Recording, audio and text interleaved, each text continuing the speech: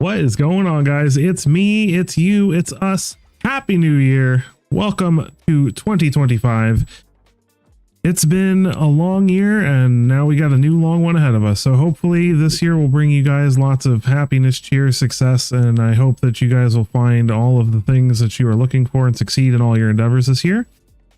I thought it would be fun to do a special early live stream with you guys this Wednesday, since it happened to fall on New Year's, and I am fortunate enough to have the day off from work, so I figured I would try to do this a little earlier, since I know some of my subscribers are overseas, not in the United States, and you know, when I go live at 7 o'clock, it's much later for them. So hopefully I will see some of you guys from overseas in here this evening, and we've got all kinds of standard brews to play with today, and hopefully if we get enough people in here, maybe we can brew one together, because I've been wanting to do that for a while, but we just haven't gotten around to it. So with that, let's go ahead and get right into this game.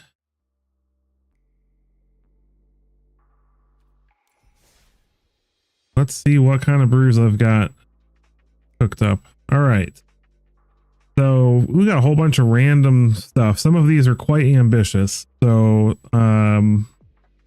I have a Rakdos sacrifice list that's based around Obnixilis and all will be one, but kind of baked into the Rakdos sacrifice Viper shell. That's really fun. I've got an Angels list that's basically Boros Angels, but with Enduring Courage to power out those Angels with haste.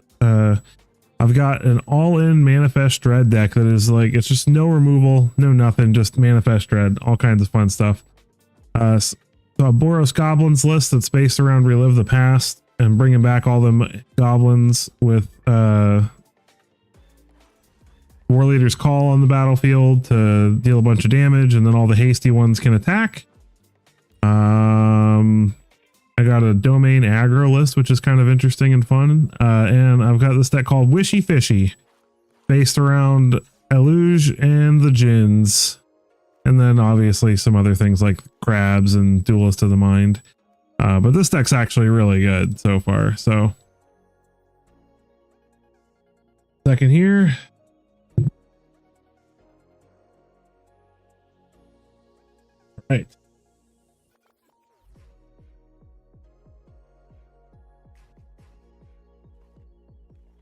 Let us get started. I've also got Joe to Humans that I've finally started working on in earnest. So that's another fun one, as well as an Abzan Super Friends list. So lots of fun stuff to try today. I think the first place I'm going to start is honestly with this Abzan Super Friends list, because I've been really wanting to show that to you guys. So let's get started. New rank. New season.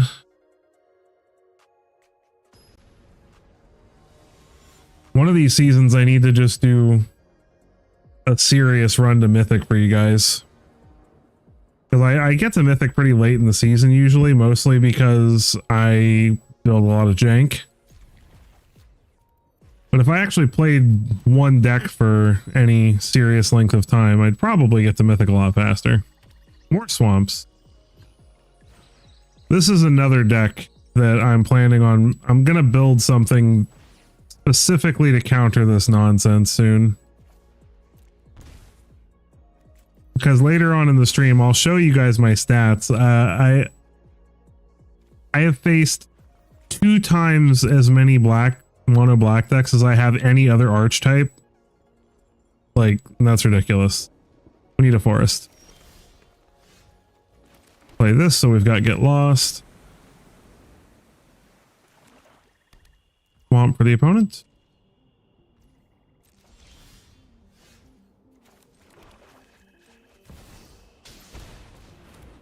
Overlord of the Hauntwoods.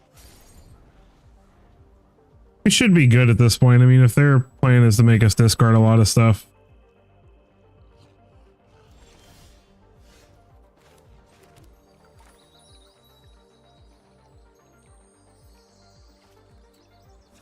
What do we have? Do we have a plains?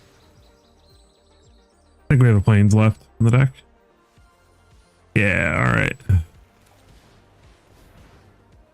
Let's play Caretaker's Talent. Let's make a copy of the Anywhere or Everywhere token. Draw a card.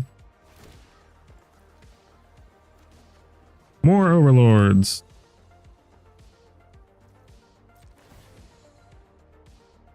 All the Overlords.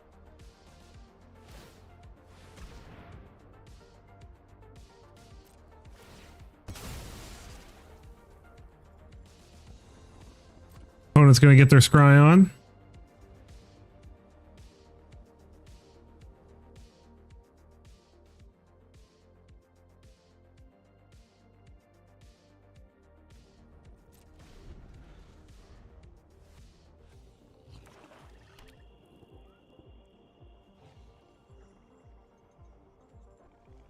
Let's see what they want to do with their turn this turn. Cruel Claw's Heist. That is annoying. Suppose they'll take our Liliana, since that fits their needs. They might take Kaya, though. Either way, whatever they take is dying to get lost, so. Ooh, Vraska.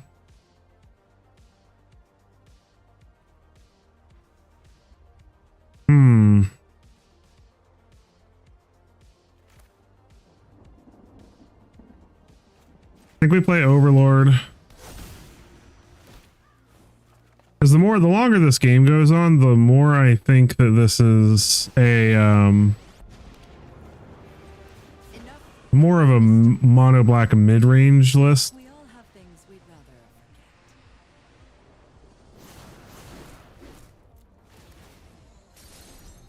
And if they're running board wipes, then I want to make sure I have some stuff to come off of they play a Kaya. I assume they'll make a token. Maybe there's still Veil.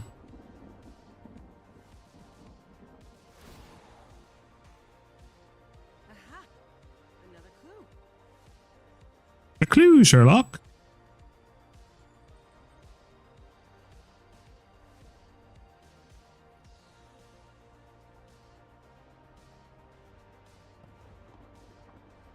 They exile the Liliana from our yard. That's fine.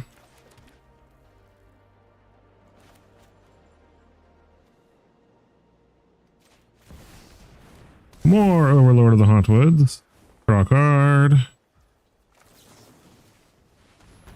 Blow up the Kaya. Make the opponent discard. I'm tired of your secrets.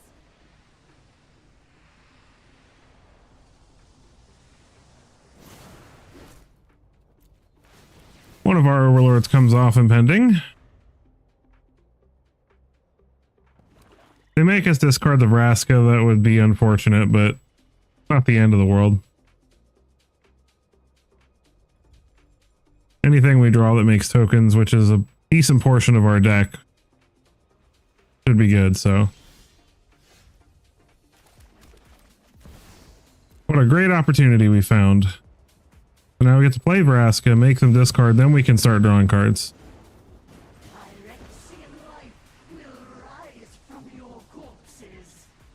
And now Liliana is in ultimate territory. Ooh, got a... Why didn't they just play this last turn? What? They could have made a zombie with it, or made us sacrifice this.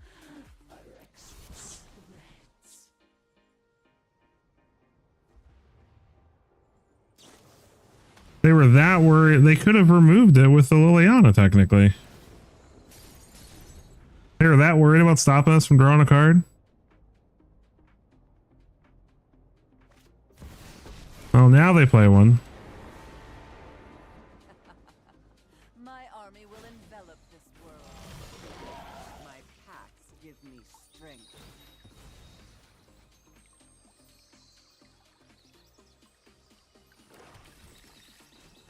All right, let's draw a card. Oh my gosh, all right. We are finding all the lands. So let's go ahead and Ultimate Liliana.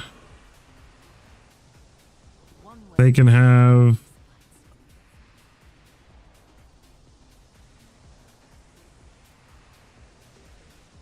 those two piles.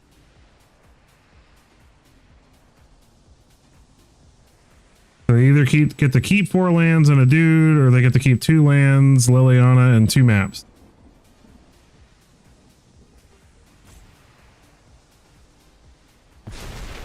They keep... we decide to keep that. Go ahead and level this up. And since we are losing life to our Vraska, let's go ahead and gain some back here. Of course, blocks. We get one of our overlords back.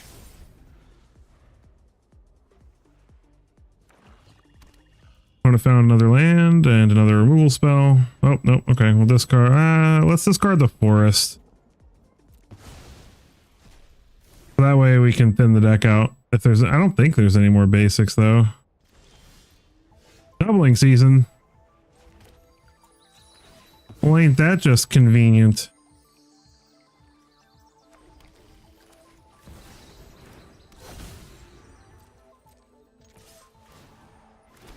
Two tokens. Draw a card. Get lost.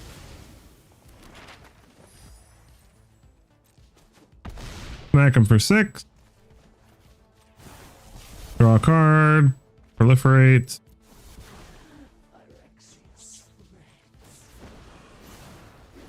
Pass turn.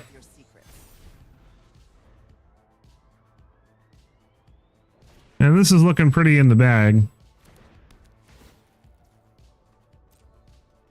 So there we go, sticking it to our first mono black deck of the evening. Opponent's giving us the GGs.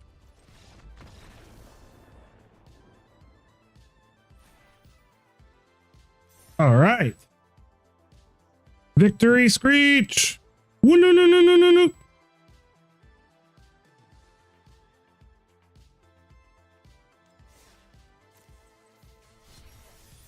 On to the next one.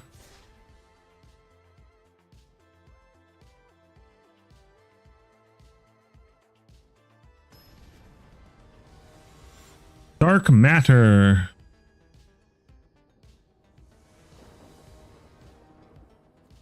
Opponent's going first.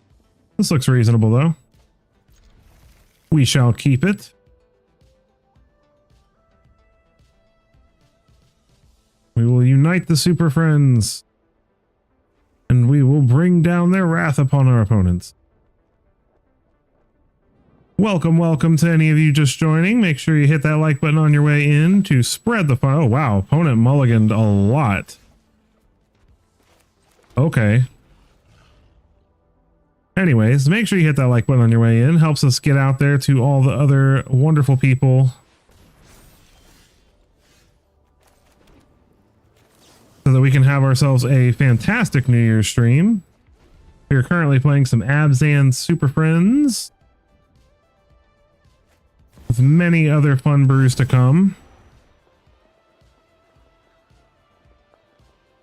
I have no clue what this person's doing. Color me confused. Overlord of the Hotwoods time.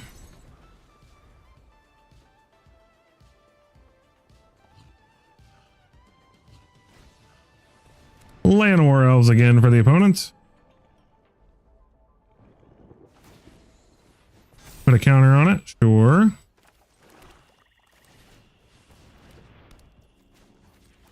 Go ahead and level this up. Pass turn.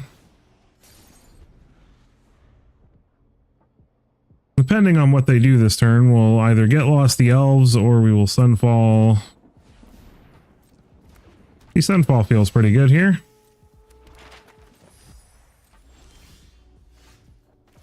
Ah, man, I wish that was an untapped land.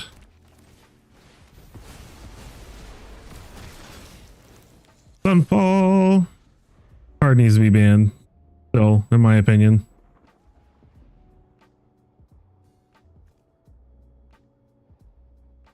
It rotates next year though, so probably not getting banned.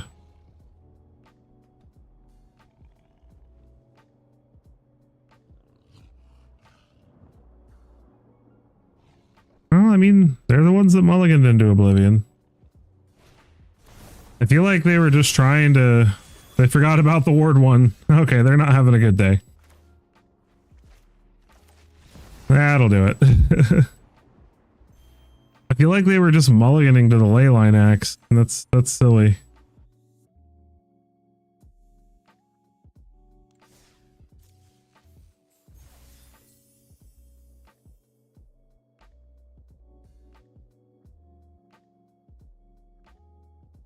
All right.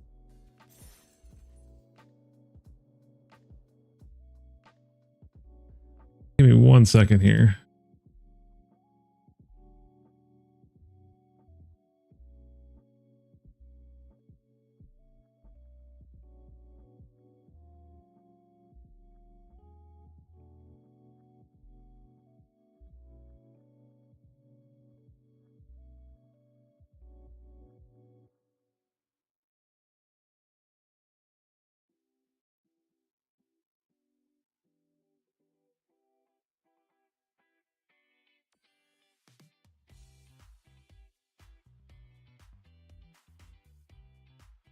Okay. Sorry, I was having a little bit of technical difficulties there for a second, but I think I've got it fixed. So, all right, next game.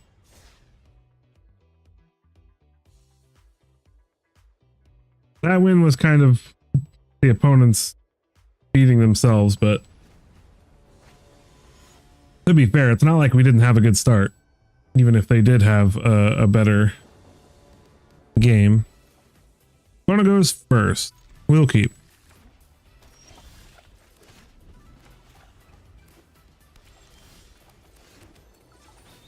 I will go get a forest.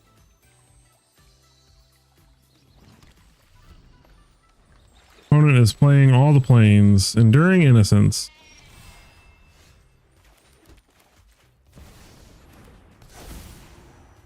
Sunfall will be very helpful with this deck, since that won't come back when we Sunfall it. Opponent gets in for 2. They don't do anything here. I'm just going to play Caretaker's Talent.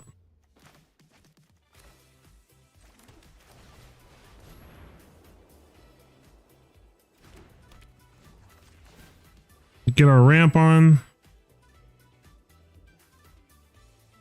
Oh, that's unfortunate. Are they gonna blow it up?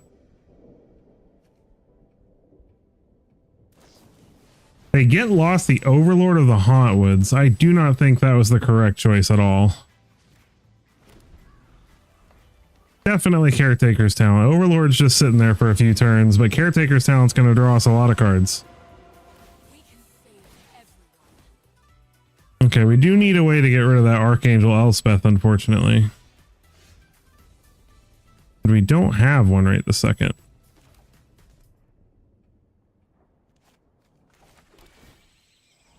Nebraska.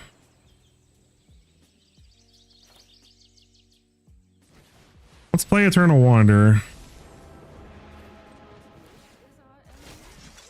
Draw a card.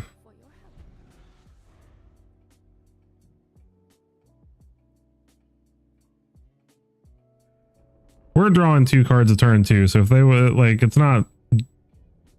It'd be a waste to just Sunfall and let them keep making Archangel Elspeth tokens. Like, we need to find some way to deal with the Elspeth first. Lay down arms. That's fair. So our Eternal Wanderer is going bye-bye probably. But if they want to minus Elspeth, then that makes it a little bit better for us. No, they're just going to plus. I would say that that's probably not that smart.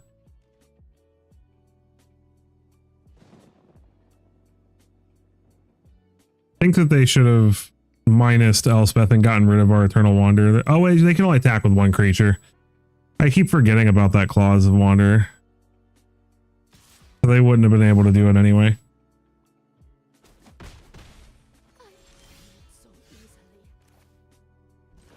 Alright, well this turn will Sunfall. Draw a card, it's a land.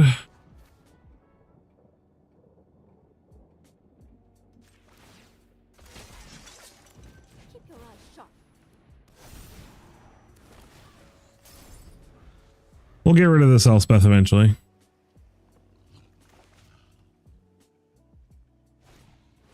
Heal from existence. That's fine. We've already drawn our cards, so...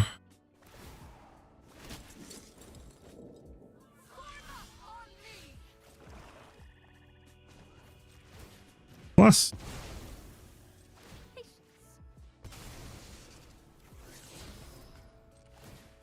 Come on, give me a counter. There we go.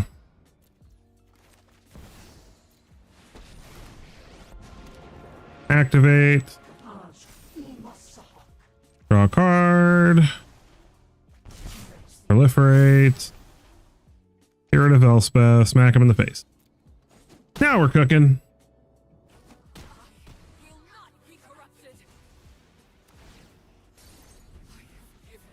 So sorry about my allergies. Allergies are awful. Lassoed by the law. Sure. You got my Vraska. Your day will come, fleshlings. Fleshlings. Okay, I'm feeling pretty good about where we are. We have a lot more lands than our opponent. We have ways to destroy the stuff they have.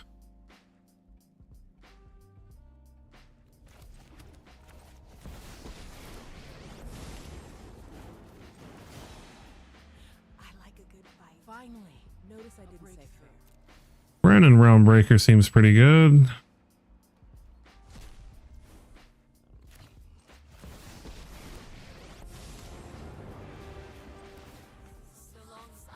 Get rid of that.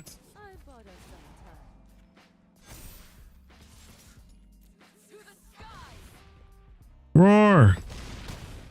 Super Friends Unite! I love it. I love Planeswalker decks. There we go. Now they can Sunfall us. Too bad we can just do it again every turn. Lay down arms.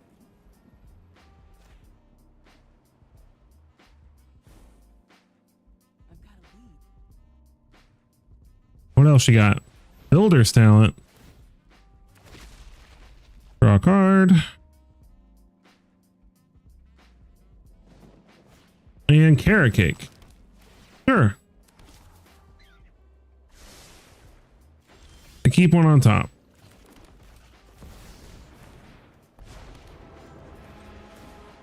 One, two, three. I'll take one of those Caretaker's Talents. Thank you. Go ahead and get rid of that. I'll handle this one. Draw a card. Liliana. I don't think we have enough Planeswalkers, guys. I don't think we have enough. Haven't you ever heard of personal space? Keep calm. Stay focused.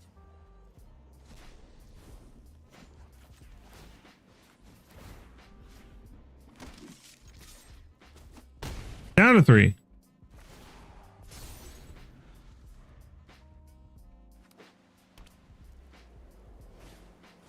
Some opponent has the Sunfall. Not that it matters.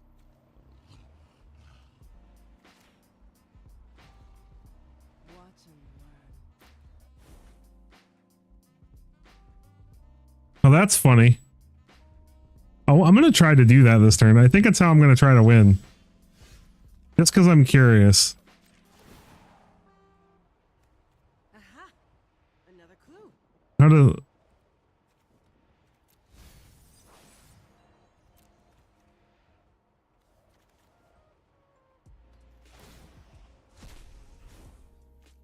I do it wrong? No, there we go. Haha! I turned my land into an overlord. Oh, that was an amusing way to win.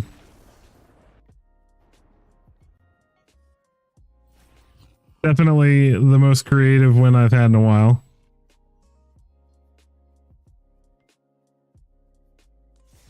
I won't pretend I didn't come by that completely by accident, but still, it was pretty funny. What's up, Juan Francisco? Welcome. That was a good game. Happy New Year.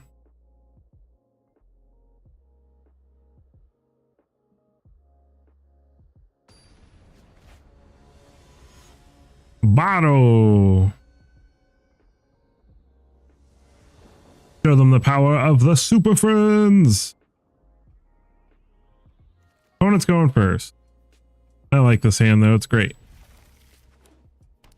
Concealed Courtyard, Hopeless Nightmare. Discard the pit. Since that's really only in our deck to help deal with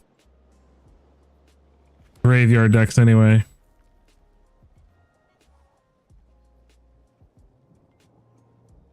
Thank you, thank you. Bandit's Talent. Honestly, I guess we get rid of... They're playing Esper. So what are they... Am I gonna regret getting rid of Sunfall? I feel like Liliana kind of serves a similar purpose, so I'm gonna get rid of Sunfall. This is like the Pixie deck? That'd be really annoying.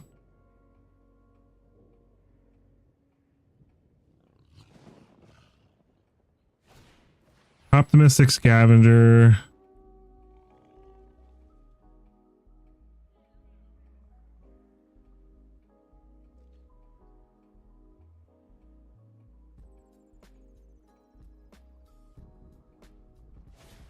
Fear of Isolation. Yeah, it's the Pixie deck. Ugh. Yeah, I'm gonna regret getting rid of that Sunfall now.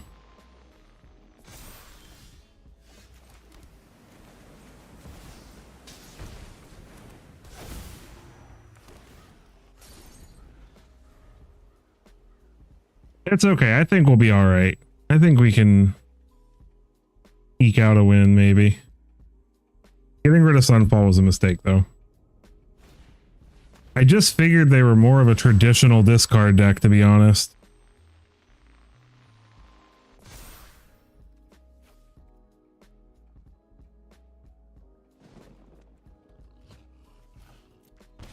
We get rid of the Archangel because that's not really going to help me very much, because I'm just going to plus her and then they're going to attack it down with the Fear of Isolation.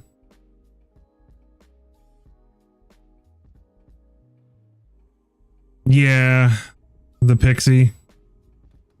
I have noticed.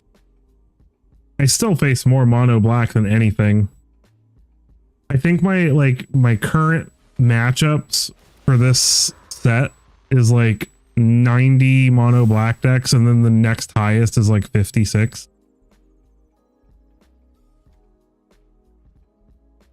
Oh, this is so frustrating. When it gets in for 6, we're down to 7. I have to do this and hope I find an untapped land. That is an untapped land. Alright, so now our hope is that they send one thing at us and one thing at Ren and Realmbreaker. I really don't see a whole lot of mono red and Borosauras. Hey Jeff, what's going on? Happy New Year! Spiteful Hexmage.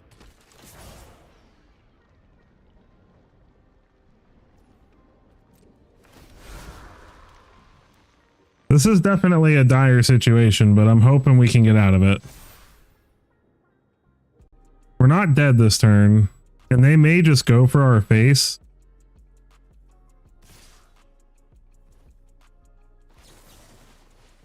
See if their last card is something to save this. Alright, so we're taking 5 no matter what, because they're going to level up their Bandit's Talent, I assume. So we're down to 2.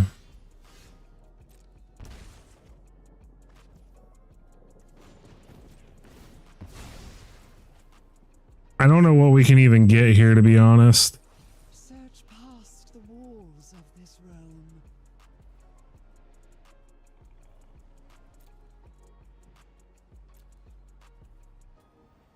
I don't think it matters. I think we're toast. Oh well, it all comes down to that sunfall I let go.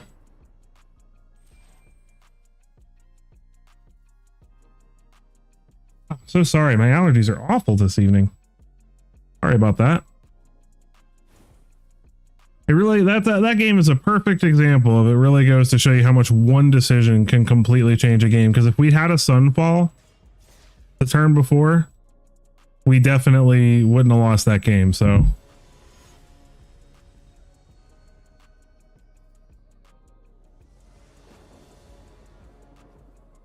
I kept the Liliana because I felt like they weren't going to have a ton of creatures and I could just make them sacrifice them with Lily later, but that was the incorrect choice. All right, so with this passage, we're going to fetch with plains. Pretty easy choice there. Welcome to anybody just joining. Make sure you please hit that like button on your way in. It helps us get out to more people. Yes, I just haven't run into a lot of the pixie decks myself yet, so I'm still learning. I've only run into a couple of them so far. Convince the opponent we're just playing Orzhov for a minute.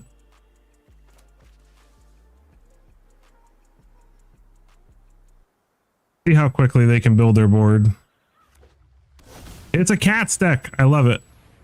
I'm going to feel so bad sunfalling this opponent because I love this deck.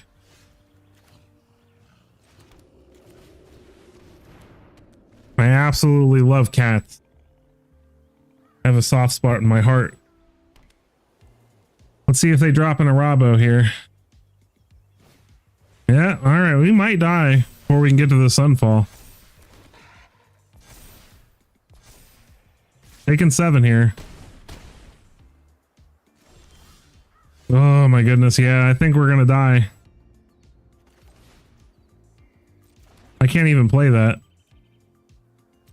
Wait, 4, 6, 7, 8, 9, 10. Well, yeah, we're dead. Okay. No, it's just cats. Paths of the Dead is Cavern of Souls.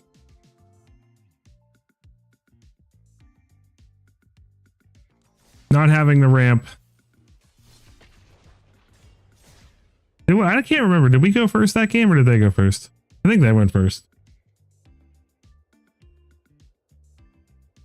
We're a turn behind. Play one more game with this deck and then we'll move on to something else. Levy X. We get to go first. I like it. But I'll keep because we've got 2 temples, so we can kind of make sure we're hitting our land drops and maybe find something to rest. Absolutely loving opponents having duress all the time now. That's been fun. Temple of Milady. Don't need that. Oh, I have a list. If you think I didn't build a cat's deck, I have a video on it actually. If you go back on my channel, it's one of the first videos I did for this set. This is very frustrating. I was just tearing our hand apart, not letting us have any fun.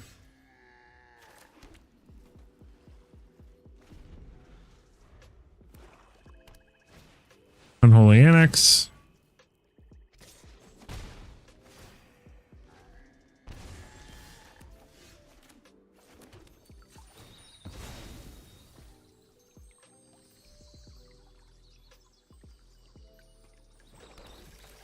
Go ahead and play Doubling Season.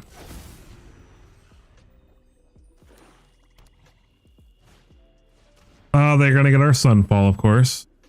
Or they take the Liliana, that's fine too. I was more scared they were gonna take the Sunfall, to be honest.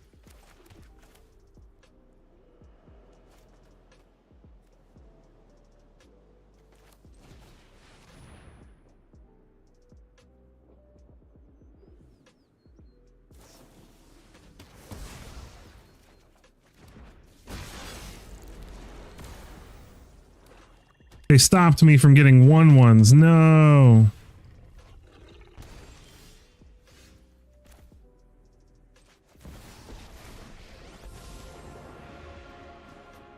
Have faith in my sword.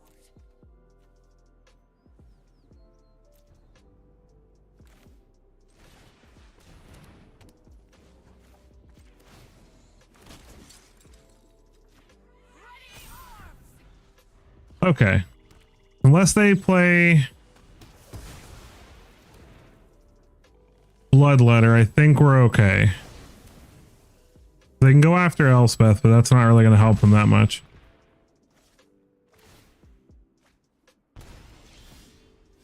Okay, now I can start drawing cards.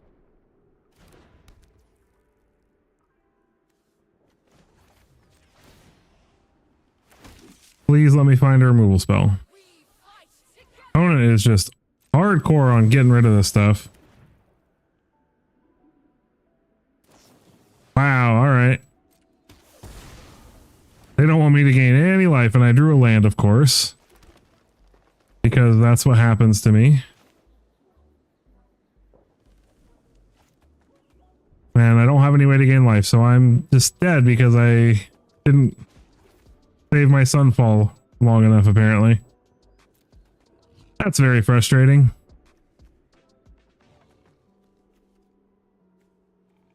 Oh, well.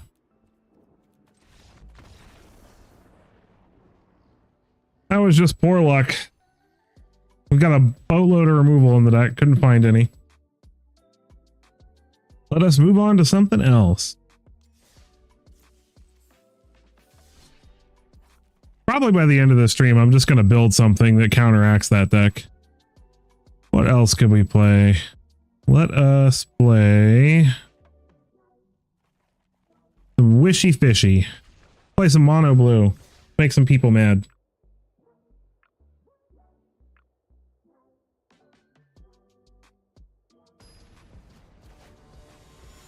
Acro.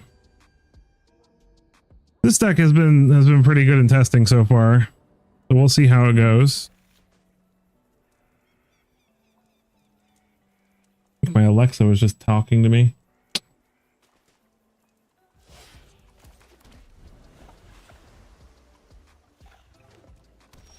We're already winning. We're playing the strongest cards in Magic. Islands. Yeah, and Wilt Leaf Lieges. Opponent's playing bunnies.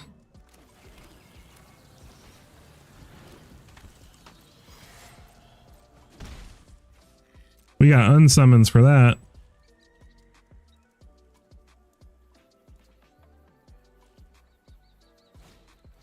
Nope. What a good counter.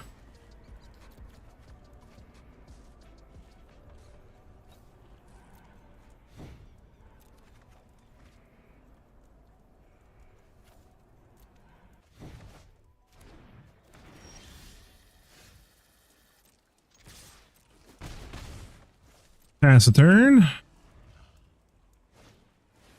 Nope.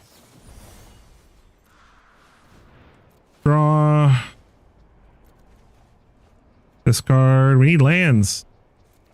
There we go.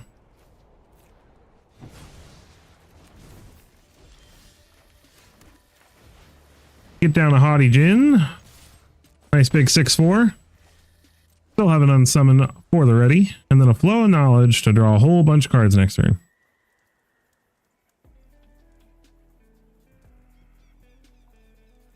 They don't have removal here or something. If they play a creature, they're toast.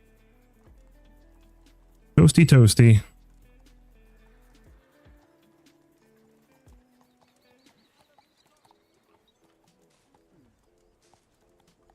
I'm just trying to figure out what to do.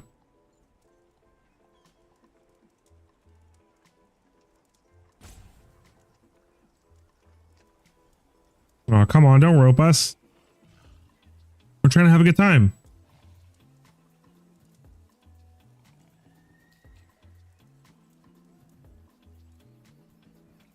I think we succeeded in making somebody mad in our first game. Granted, they are having land troubles, but I mean, we couldn't find a fourth land for 3 turns ourselves, so.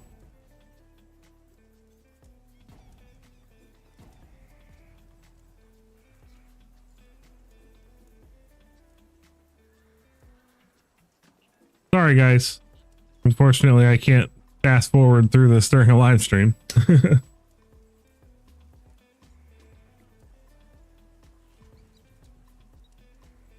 Microphone arm's kind of blocking my buddy here. My new microphone. You know? Yeah, just a little bit of roping.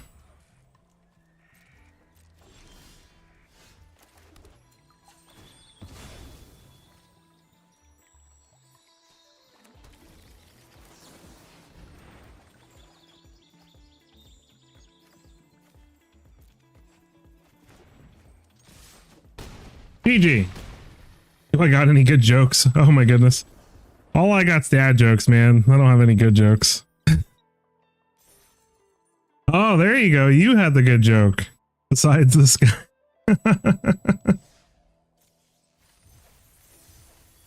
All right. Getting some gold.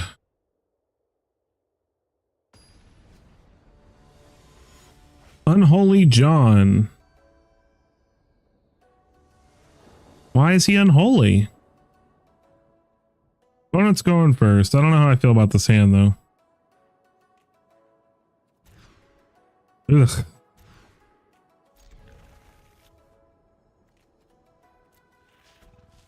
isn't beautiful, but maybe it'll get us there. Oh, if it's discard, we're just toast.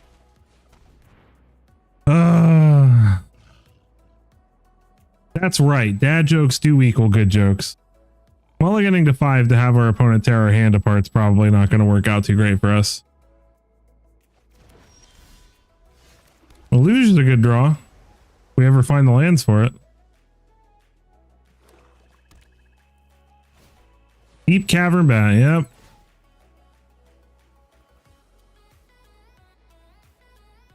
Takes our duelist to the mind. He's smart.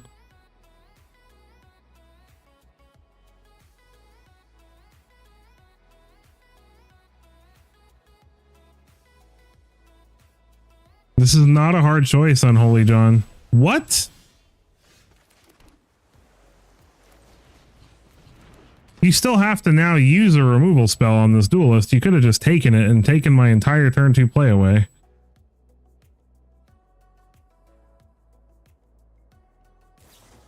Yep, sure.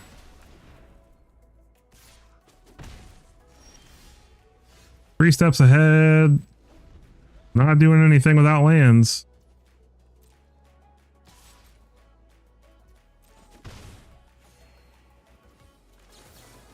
I'm gonna bounce this in the hopes that we draw a 3rd land here.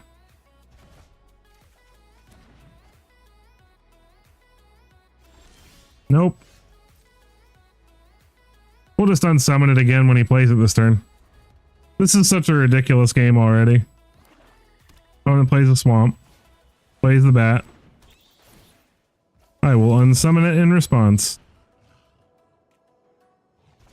You want to be annoying? I can be annoying too. Eventually I'm going to find a 3rd land and then I can just counter it. There we go. Look at that.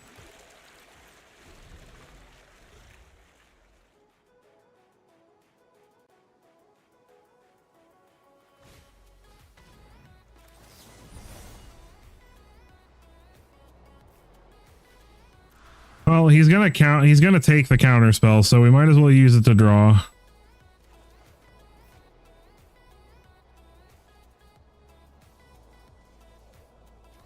If he's smart, he'll take well, he's going to take the shore up and then play the bat and take our illusion, so we're just screwed either way. All that work just to have it all taken.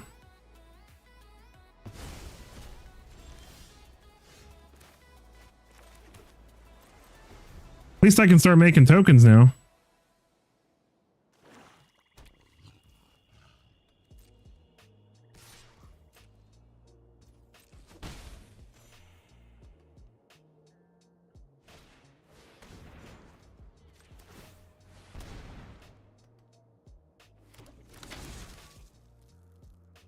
cut down the killer fish.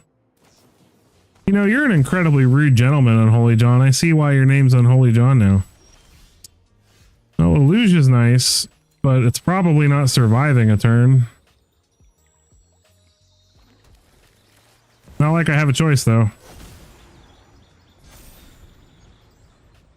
Gotta try.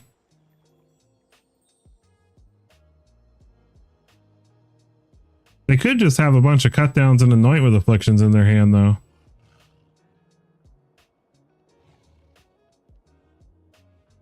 And 5 drops. Of course they had an edict. Why wouldn't they have an edict?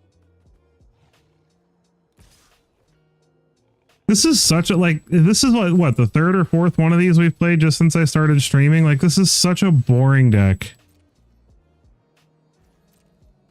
I don't understand why it's so popular. Like, how is anyone having fun playing this?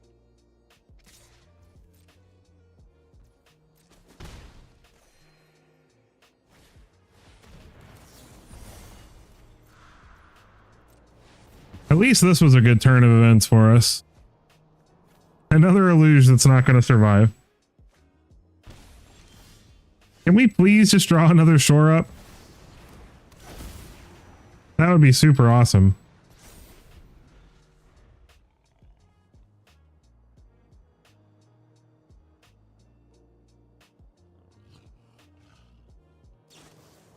Yep. This is ridiculous.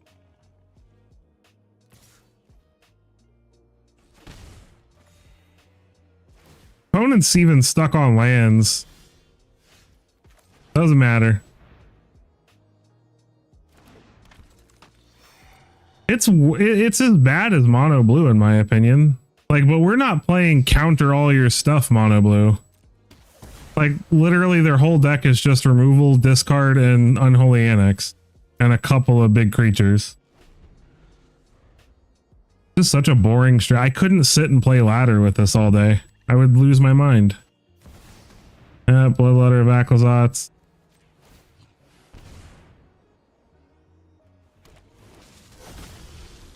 Do they really have another? What is? How many cut downs is that? Like, for God's sakes, dude. This is ridiculous. And we're just throwing lands. Well, at least our opponent had a good time, I think. Oh, Lord. I want to go back and see how many we've played already. It's been like 3 or 4 already. And I've only played like 6 or 7 games. Well, I can actually look. Hold on, let me go to my stats real quick. So in Abzan Super Friends, we played 2.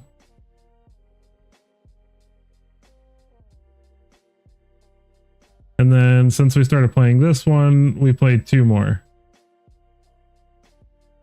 Ridiculous.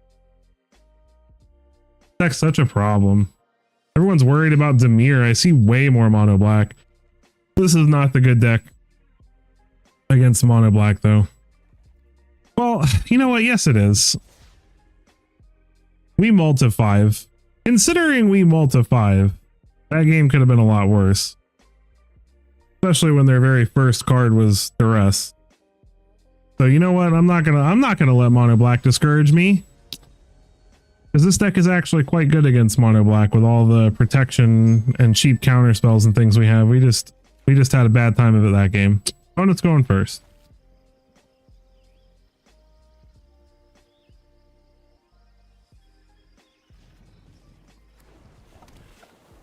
Piven Reef.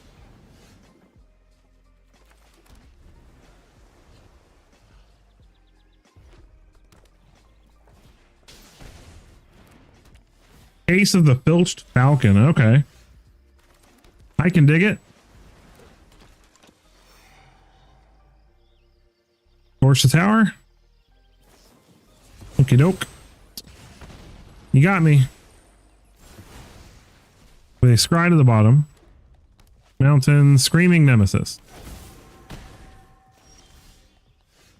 thin the deck out.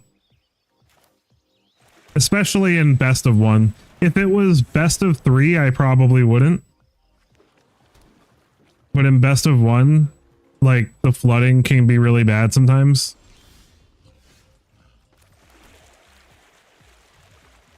Oh, I should have played my Fabled Passage. What is wrong with me?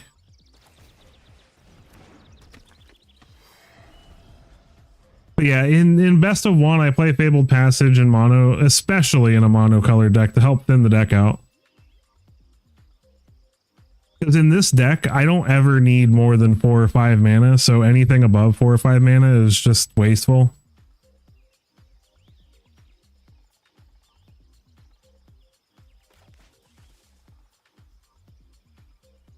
The discount between a Luge and Haughty, and I'm just going to take the 3 here. I'm not going to risk them having a pump spell.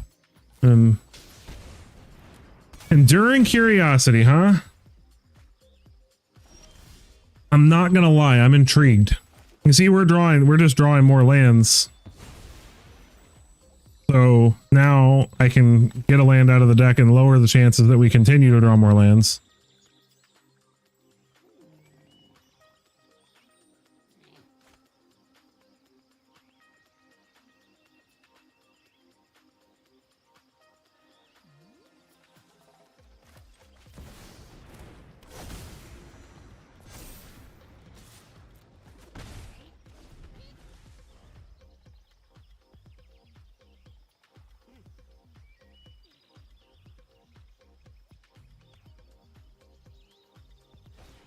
Spyglass Siren.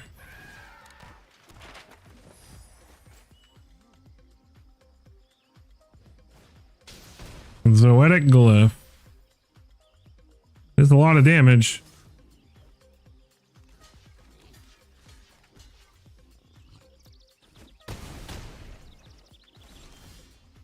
All right. But unfortunately for them,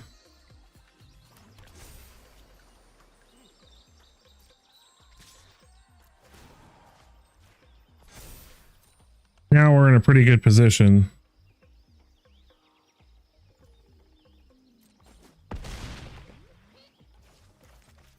All right, so I'm gonna go like this. Make a copy of a Luge, bounce everything. Replay the Haughty Djinn. And now we have a free 3 steps ahead to play. So we can counter whatever they play this turn that we don't like that.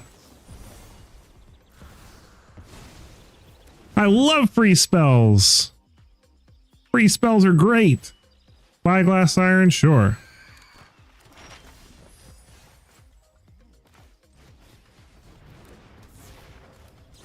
Flow of Knowledge, draw a whole bunch of cards. Discard Shore Up and a Luge. Get in for a lot. This is what this deck's all about. The Luge is amazing. Like, we have so many free spells.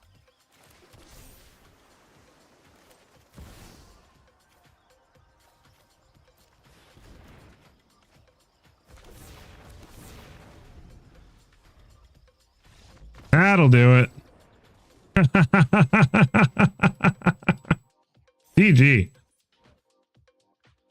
I guess that was like someone trying to play an Is It version of the Dimir deck. Somebody who likes it. Is it more than Dimir? I love this big fish. He's great. Welcome if you're just joining. Please make sure you hit that like button on your way in so that we can get this out to more people. I would love to have more of you here to talk to and chat with, so that is a great help. Also, if you don't happen to be subscribed to the channel, if you could do that as well. We're getting pretty close to 1,000 subscribers, and that would be awesome as well. This looks like a pretty decent hand to start with. We are playing some standard best of 1 brews, currently playing a mono blue Luge the Shoreless Sea list. For any of you just joining. Yeah, let's unsummon that.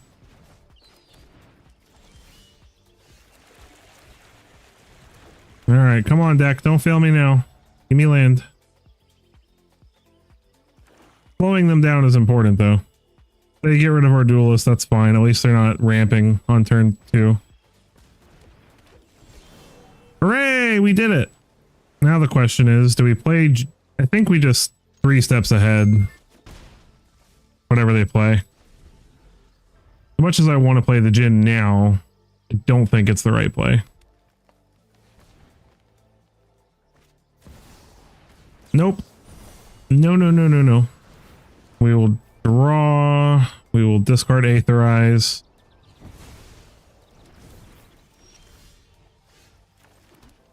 Now we'll play a Jhin. The next turn we can Flow of Knowledge, draw some cards, grow everything. See what our opponent has on 5. Fielder the Apocalypse. Ow, that is going to hurt.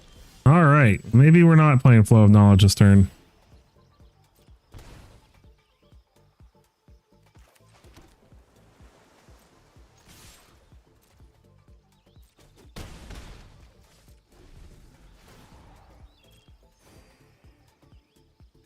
Hildred was a really, really good thing to play right before we wanted to cast Flow of Knowledge. Kisa the Hellraiser. All right. I'm going to make a fish so that we can block the Shieldred.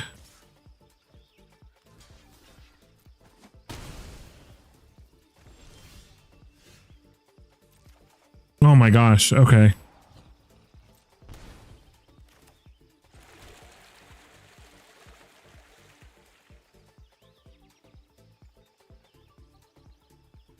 Unsummon would be great, and I could probably draw it off Flow of Knowledge.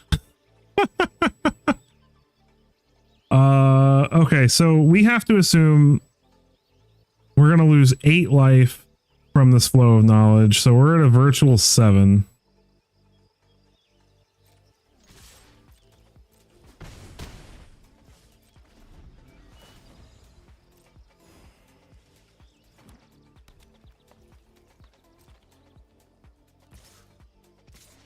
Opponent gets in with both of those things.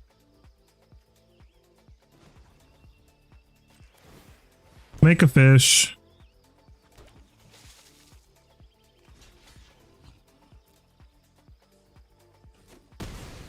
Down to 10. Okay, so we have to do this now. We have to go to 2. And we have to hope that we draw an unsummon. That hurts.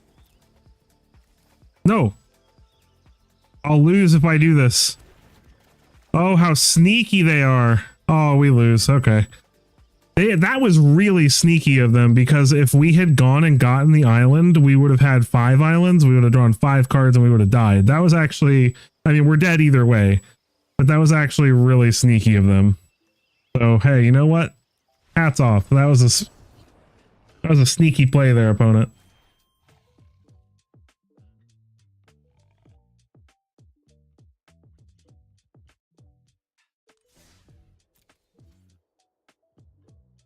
All right. Play one more game with Wishy Fishy and then we'll move on to something else. Welcome to all of you who are just joining.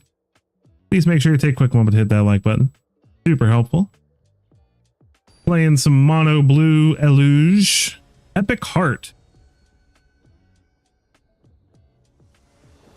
Hey, you know, I don't know why, if you think about it, like, Hildred has gotten way less popular and we're just chock full of decks running a ton of draw, so Hildred is feeling like she's real good again. Duelist of the Mind, not living. It'll cut down. That's unfortunate. Well, I hope that we draw land. Deep Cavern Bat. Oh, another mono black deck. You know what? After this game, I'm gonna build an anti-mono black deck, and we're just gonna.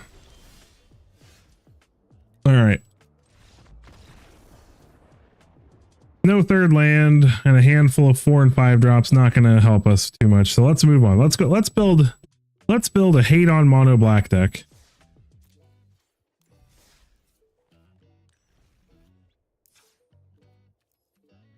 All right. So we want Baloth.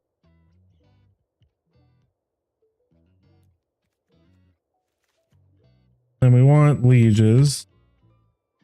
Did I spell that right? Probably not. Be 3 and 3. We don't want to run too many. All right. What other cards make mono black mad? We're playing green. Are we going to play green white? Or are we going to just play... I don't think we want to play just mono green, right?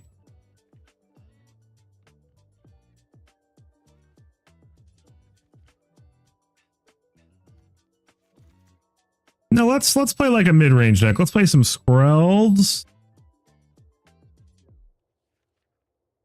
Let's see what kind of fun mid-rangey deck could we play?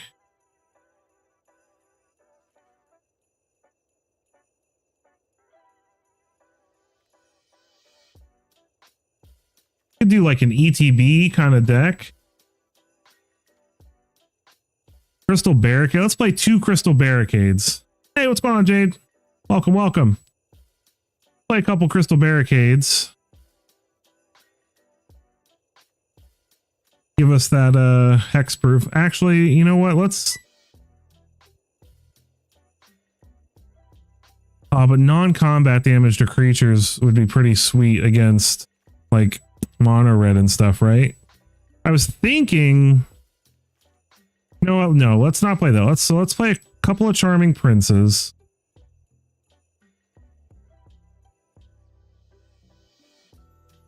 What other kinds of fun stuff can we play?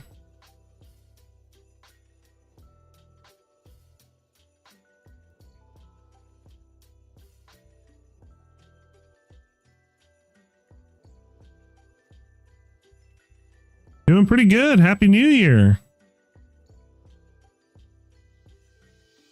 Ooh, Knight of Grace. Play a set of those. Well, I don't want to play stuff that has ETB effects if we can help it. Or stuff that has ward. It does block duress. But the card I'm thinking of, you'll see in a moment, also blocks duress.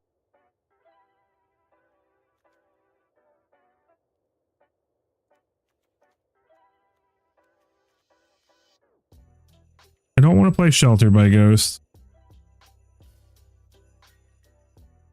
Could play Split Skin Doll. That could draw us cards.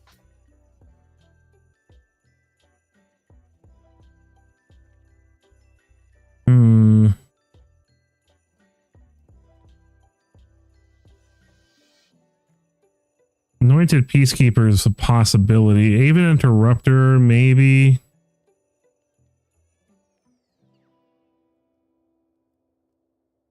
Could consider Celestial Armor.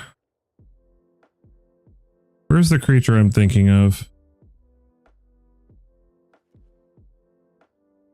An angel that does the same thing.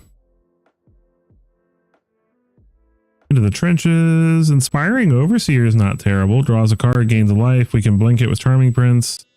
Maybe. I'll put 1 in just in case. Ooh, actually, you know what? Utzel's Flanker. Probably pretty good. I'll play a single copy of Lauren to deal with the enchantments. Metropolis Reformer. There we go. And those are good against mono red too, because if they do try to burn it out, we still gain life. All right, what other fun stuff can we play? Let's see. We're looking for ETB effects, and we're looking for things that make our stuff harder to kill.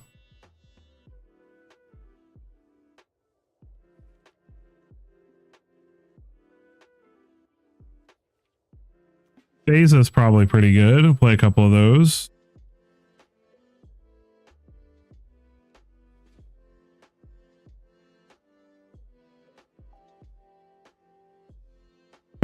let's see. Salvation Swan. I like Salvation Swan. Try a couple of those. Don't judge the deck until it's done though, because I'm definitely going to tweak all these numbers. I'm just throwing stuff in there for right now. See where it lands. Ooh, a couple of moms could be nice. Stops all their ETB discard effects. Season of the Burrow. Maybe, nah. Wandering Rescuer. Valkyrie's Call, maybe. Definitely not 3, maybe like 2. Valkyrie's Call could be fun. Especially if we're playing lots of ETB stuff, right? Overlord of the Mistmoors. A couple of those.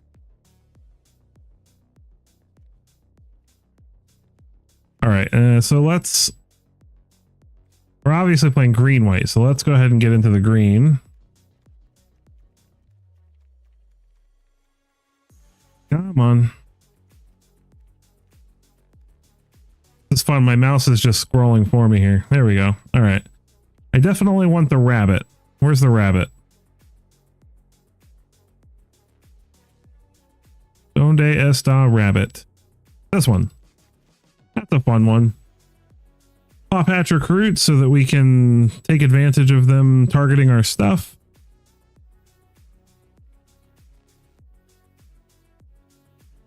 What else could we play? Bristly Bill could be fun, maybe. This is definitely... maybe Innkeeper's Talent. A couple of those.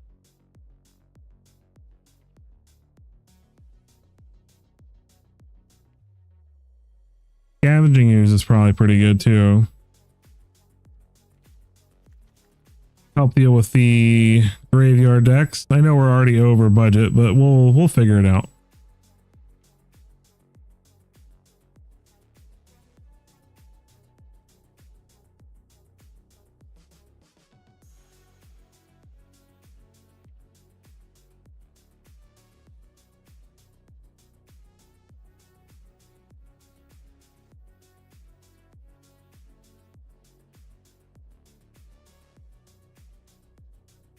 Probably less stuff in green to help us out.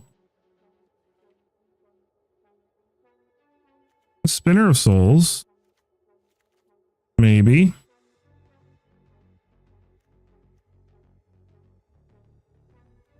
Couple copies of Tyvar, maybe. This is fun because you're kind of getting to see how I build my deck. So like I usually end up with like 80 cards or something ridiculous, and then I kind of cut it down from there. I just kind of throw things in that I feel like fit the theme of the deck and what it's trying to do. Like Tyvar, for instance, can be indestructible, so it makes the opponent's removal less good.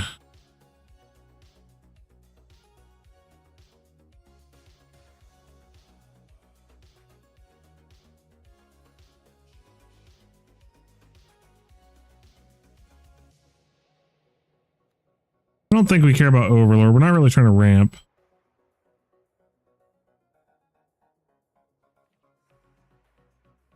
So we're probably also not looking for 6 and 7 drops either.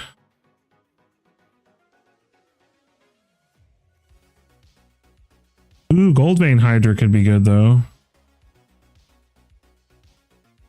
No, because there's some nombos with it too. Maybe some Tyvar stands. All right, so what do we got in the green-white section?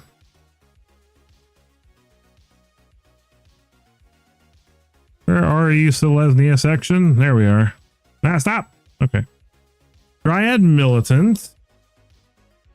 That's another interesting one drop. Maybe no Skrelves and maybe Dryad Militants.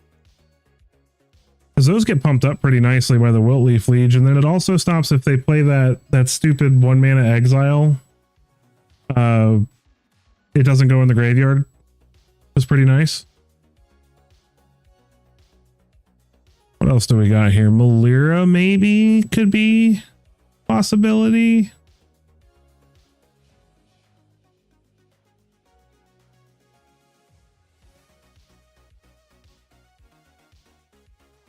Sigarda.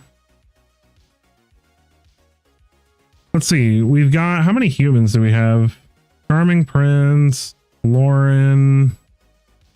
Not really a lot. We do have Metropolis Reformer as an angel.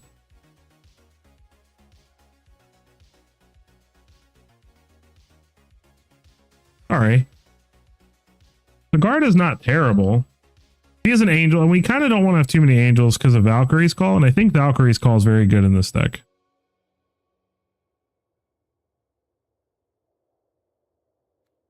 Ulsamir could be interesting. One, you know, make it's 5 mana, make 2 things, and they're both green-white creatures, so Wiltleaf Leech would pump them. Let's try a couple Tulsamirs. Why not? All right, so we're at 73 cards. We have a lot of cuts to make. Charming Prince, probably not so important. I'll put another Innkeeper's Talent in here. I like Scavenging Ooze. You know what? Hold on. Maybe I do like Charming Prince a little bit.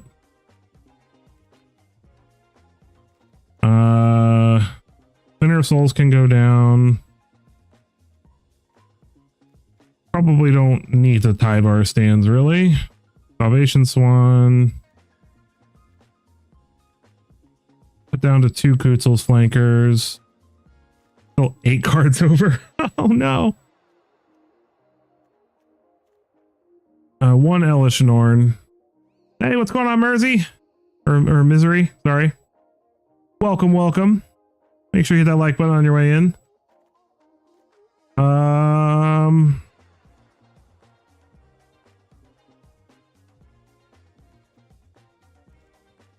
Man, I don't know what to take out. I'm not going to lie. Valkyrie's Call is so good in a deck like this. I guess the Overlords are a little overkill. And Innkeeper's Talent is probably unnecessary.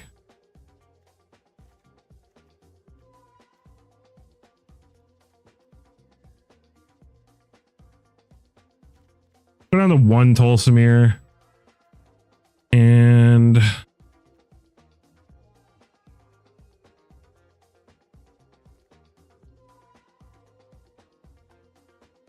one Paw Patch Recruit. All right. I don't know if this is perfect, but we'll play around with it. We'll see. Let's get our lands in here. We do want the brush lands. Take some Husswood Verges. Take the Razor Verge Thickets. We'll take 1 Restless Prairie.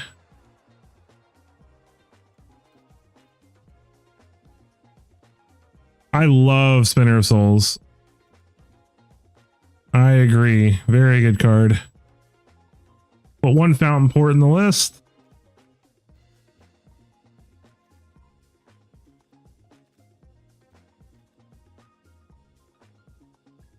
Couple Fabled Passages.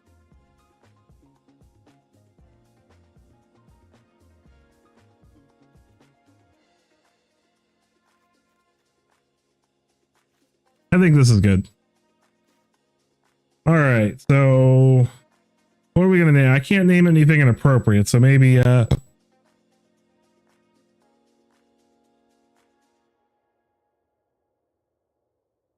mono black.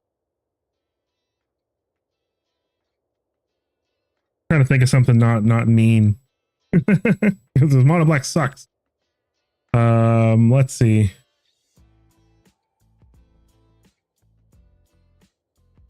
Mono black snack. There we go. Because we're gonna turn mono black into a snack. I don't know. This deck might be awful, but it's gonna feel really good when our opponent makes us discard one of those things. And they scoop. Stupid usernames.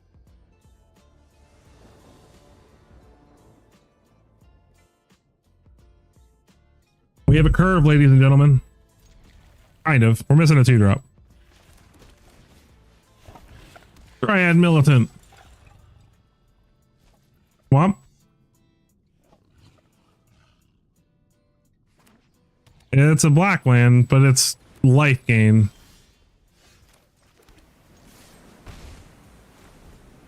Interesting. All right. Can we beat life gain with this deck? Lots of cases. Flashing Kutzel at the end of their turn. Hopefully scry a land at the top. Amalia Benavides. Land.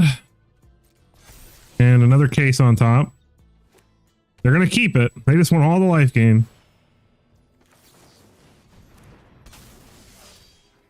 Gain 2, scry 2, Baloth and land. You know what? That seems decent to me. Well, we'll put the Baloth on the bottom.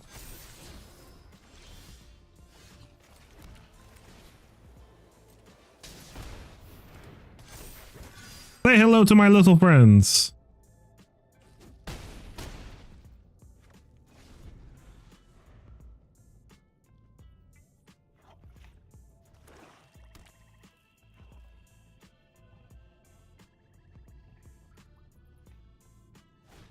Another case. Or another creature. Now that does drain me for a lot. Whiff. Whiff. Come on, one more whiff. Actually, that's fine. Because we're still going to be attacking with 6 power creatures, so...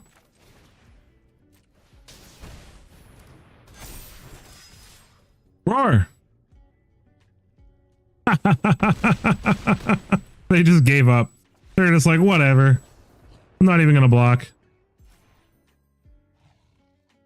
Well, hey, we snacked on our first black base deck. It wasn't mono black, but it was still Orzhov, so.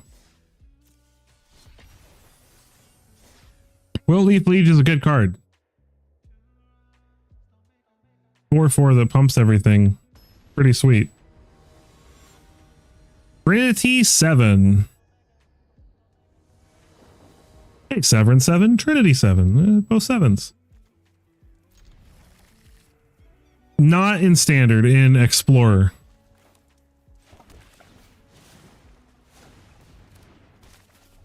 In Explorer, she was banned to hell. Hey, it's a black deck. It's a hopeless nightmare. Here it comes. Ha ha! We did the thing.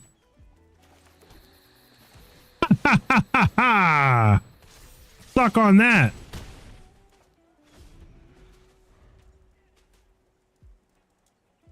Opponent's reading it like, what? Oh, look, it happened. It only took 2 games, guys. 2 games. That was awesome.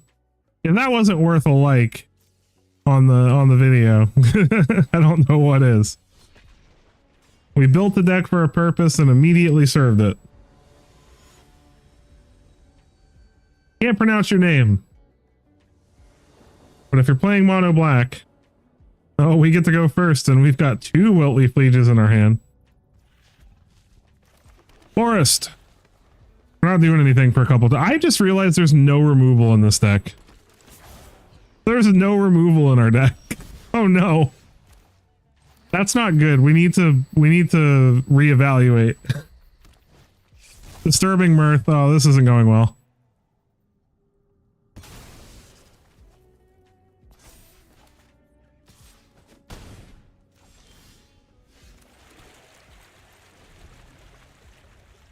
It's okay.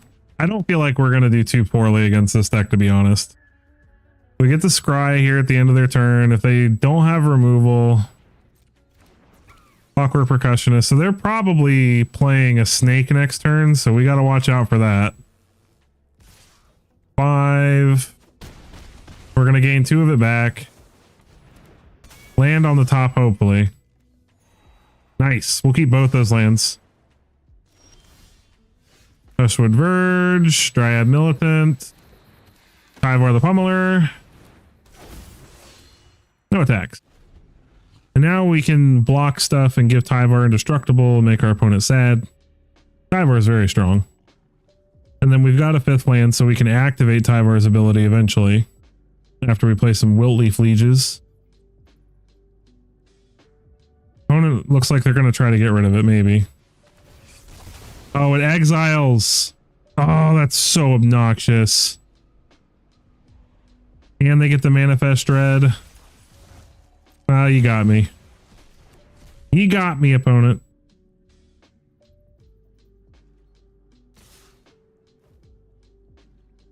Alright, well, let's block their Hex Mage.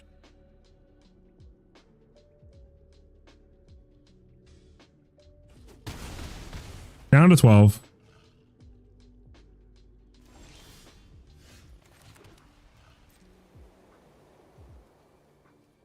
No attacks. And then we'll plan on swanning. Cool. Good timing. Salvation Swan saves the day. Unfortunately, it doesn't come back till next turn, but that's okay. Urabrask's Forge. That's annoying. We do have a single copy of Lauren of the Third Path somewhere in this list.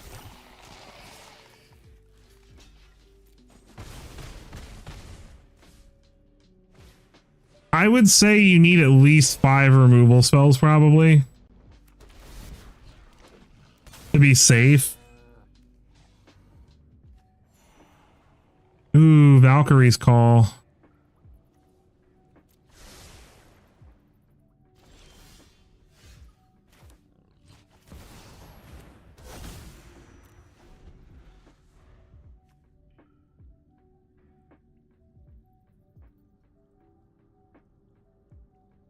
This is an interesting development.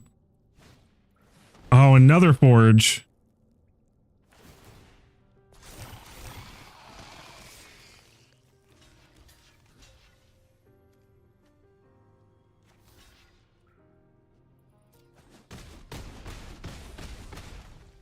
Thankfully, we're gaining a little bit of life and keeping our draws smooth.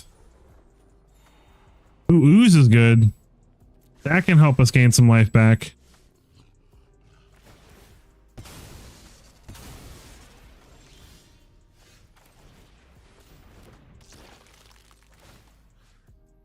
Eat it. Eat it.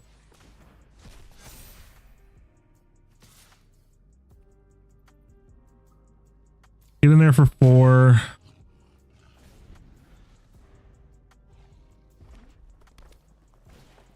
Oh my gosh. 3 Forges?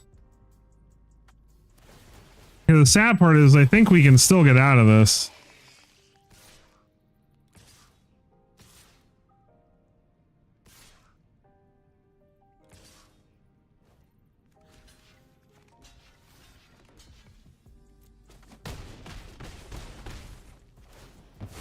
Get back the bird.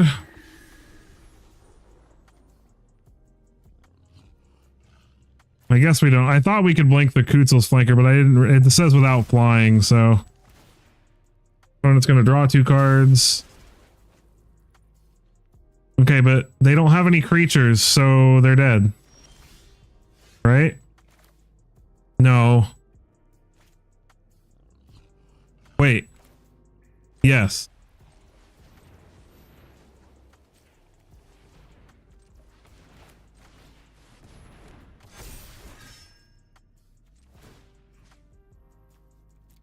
Aha! We had exactly 1 creature in the yard for exact lethal. Ha! Take that, 3 Urabrask's Forge Rakdos nonsense. That was a nice win. It was grindy, but we got there. Okay. We need to put some removal in this list. I don't know what we're going to cut. I don't know. I mean, honestly, the deck feels really good. Maybe we don't need it. Maybe we don't need it. Oh, I don't know how I could possibly fit that much removal in here. I guess maybe the Metropolis Formers are just not necessary. Let's at least put 3. Let's at least put 3 Get Lost in the deck.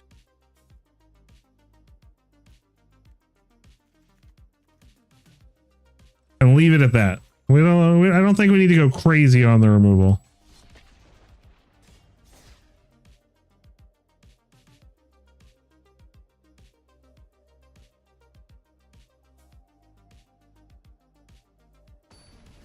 All right. Fee go give. I thought I'm sitting here thinking fee fi fo fum for a moment there. We get to go first. We got a Baloth in hand in case it's discard. Because right now it's not only mono black discard, but it's the pixie decks too making us discard cards. So there's so much of that running around right now. I feel like this deck is just. This might be what I make my next video about.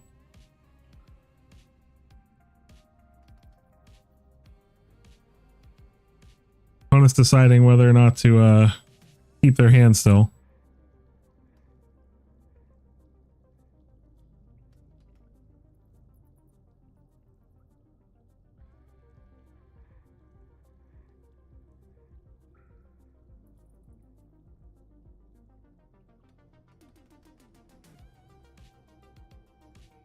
Come on, opponent. We're live. You gotta give the people what they want. They want to see a match of Magic the Gathering.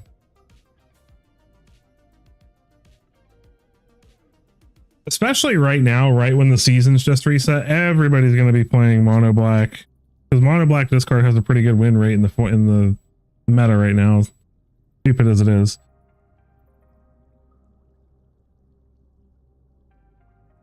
Did they disconnect? Well, while we're waiting, how's you guys' new year been so far? Did you guys have a good 2024? Are you looking forward to this year? Anything you are hoping to accomplish this year? I'd love to hear about it.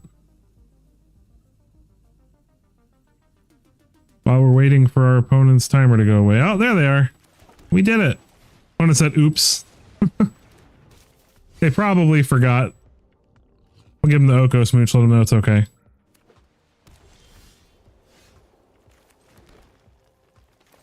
Play Charming Prince, get our scry on. I don't know. Mono white, maybe we do want the Lauren. Get him for 2. Mono white does run enchantments. If it's control, they could even be running temporary lockdown. Oh, so glad I kept that Lauren. They can't do anything until they attack, so I'm fine with drawing it next turn. I am going to need another land soon, though.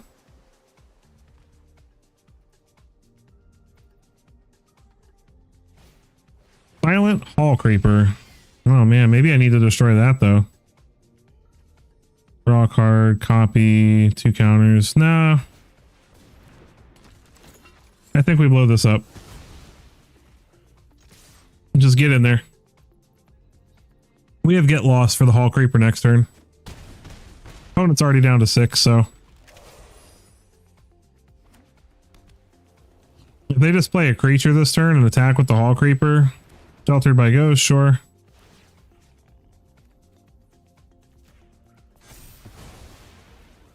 They are going to gain some life, which is annoying, but they have another sheltered by Ghost. Really? Okay.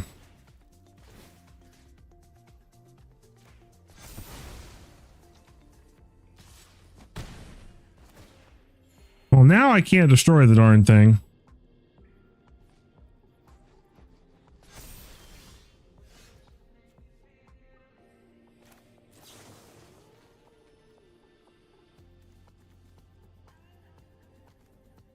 Which one has my... I think it's the second one? This one, yeah.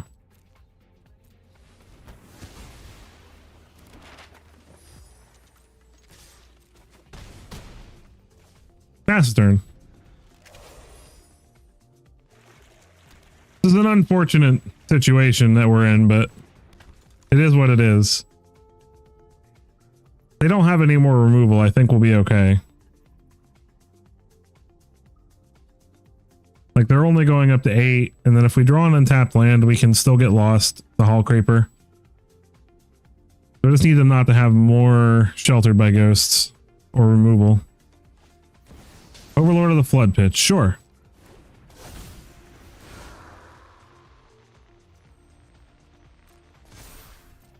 Draw 2, discard a card.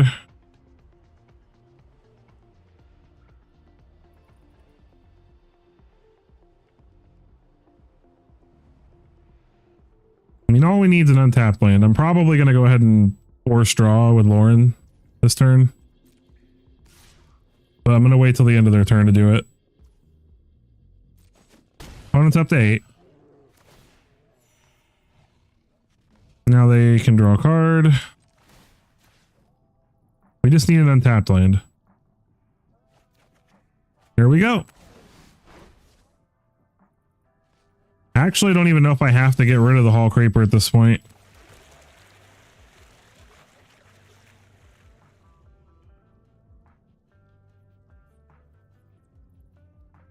Problem is if they have Shard Mage's Rescue, which they did just draw 2 cards, so there's a good chance they have Shard Mage's Rescue.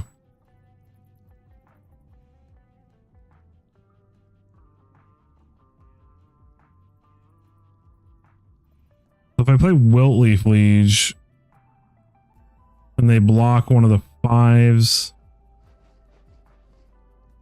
it's still 5/8. I think Wiltleaf Liege just wins us the game. No, it doesn't. I did math wrong. They block the Spinner of Souls. They go to 7. Oopsie.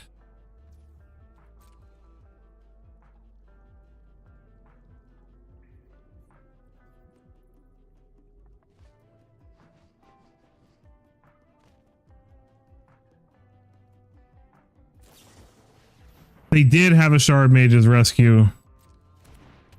I'm so glad I didn't try to just remove the... Because I was going to try to just remove the Scavenger.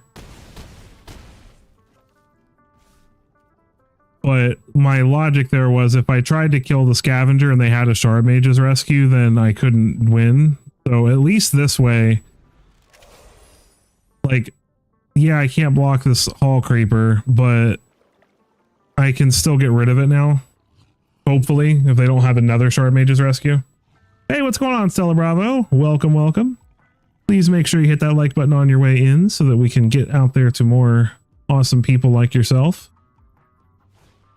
Another Sheltered by Ghosts. Golly, that's annoying. I don't even know if that was the right choice, to be honest, though. Enduring Innocence. Okay, so I think we win now. He can make it a copy of Enduring Innocence. What could he have? Okay, yeah, he's toast. Good game.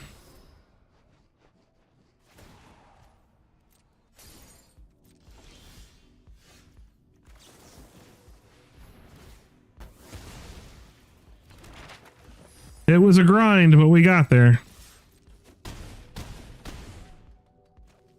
Get out of here, enchantments. That's pretty impressive, beating a Voltroned up Silent Hall Creeper with like Ward 4.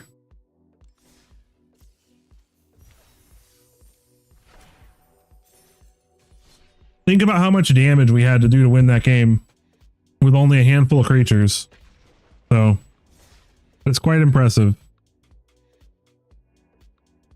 That feels good, actually. I didn't think building this that I would I'd be so happy with it. Because I'm not gonna lie, I've been trying to make like a green-white mid-range deck work for a little while, but I never built one with the express purpose of making mono black mad, and that was probably the mistake. Kona goes first. We have nothing to do for like 4 turns though. And if we don't have a Baloth or something in our second hand, I'm gonna be sad. Oh well. The Bays are back. Watch them go swamp. No, okay. I feel better now. They may have this card in their deck, but it's not mono black.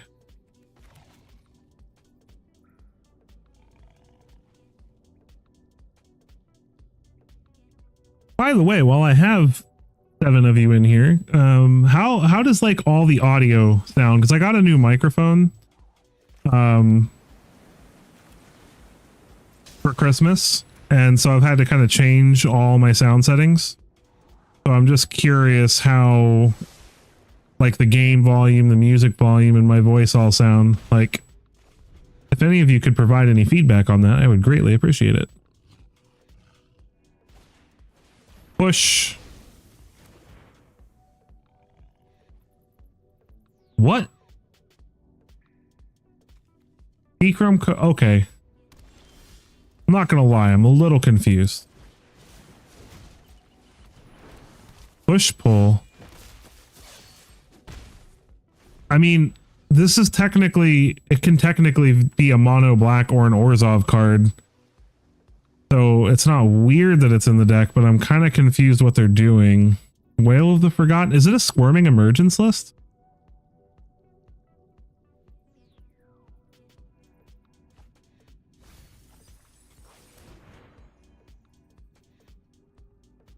Can't hear the game audio as much?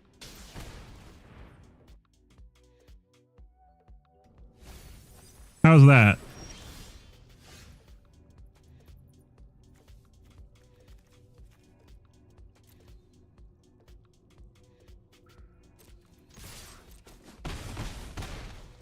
I'm just gonna stick with this and then exile their graveyard at the end of this turn if they get anything cool in there.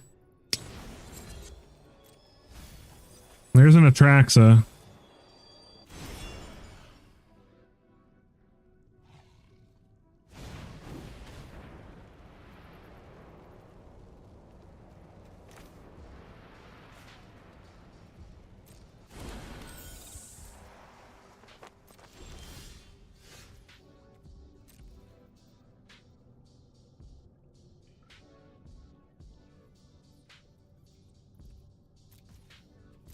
Pass the turn. We've got to be careful. Not like we really. If he has a wipe, that's fine. Right of the Moth. So he's definitely playing Reanimator. So my hope is that he tries to zombify the Atraxa here and we just exile his yard in response.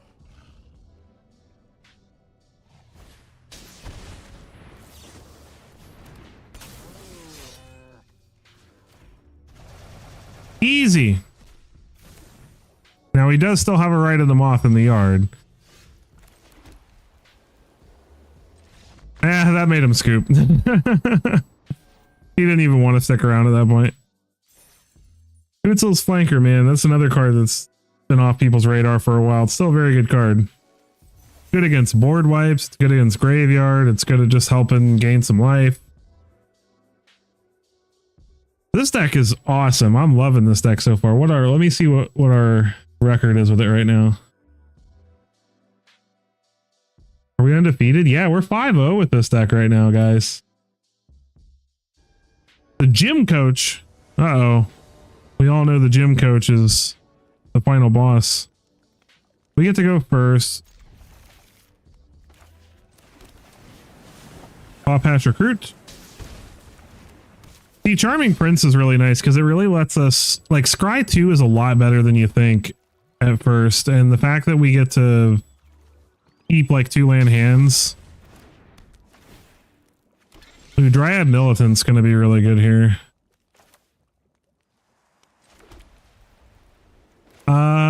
I think it'll let me share. Hold on, let me scry real quick. You know what? These are fine. Let me see. I think it'll let me post a link in the chat. If not, did that work? Can you click that?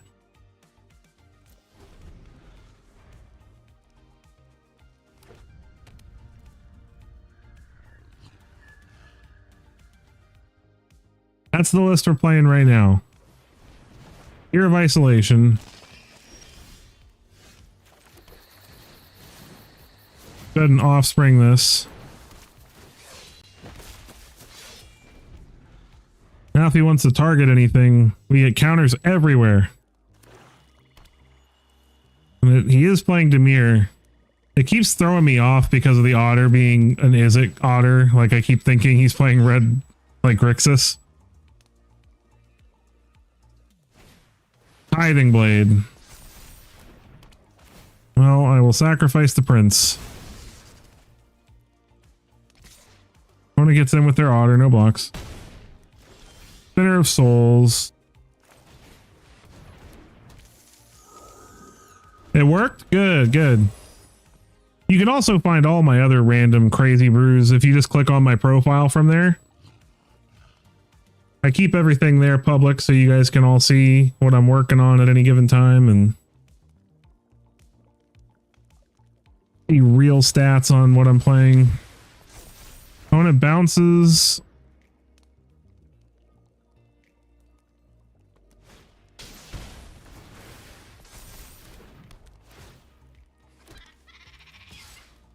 It is annoying.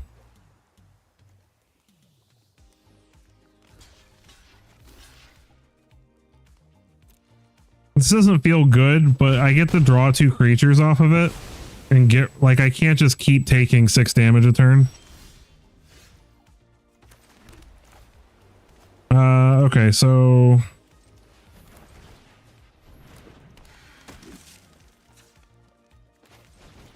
why? Why did it tap the brushland? I'm so annoyed. I should have tapped myself. Don't let the otter tap. Don't let the otter tap. Don't let the auto tap ruin your life. Okay, he's gonna hit our Spinner of Souls, which is fine because I at least get to put a counter on something. Now he gets to start attacking with the Fear of Isolation, though.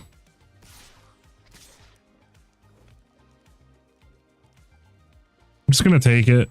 If he has another spell or something, that's whatever. I've got Balos to start gaining life. Opponent opts. Puts one on the bottom, draws. We're down to 7.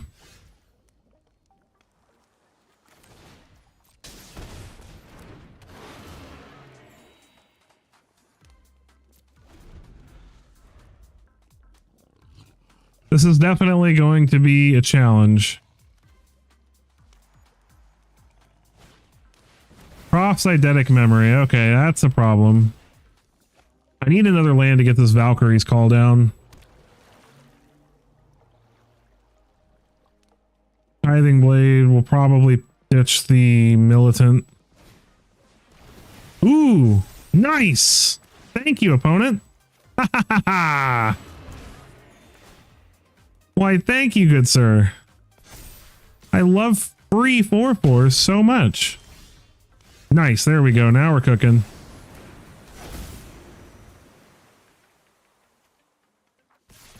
Now I can get in with these guys without any hesitation. Opponent's not thinking. Read the card, sir. Now they're bigger and badder. And you can't attack with your fear anymore. And if you play that Tithing Blade, it's going to backfire. Oh, this game just turned around completely. Yep. Thanks. I love more Obstinate Balos, especially flying ones.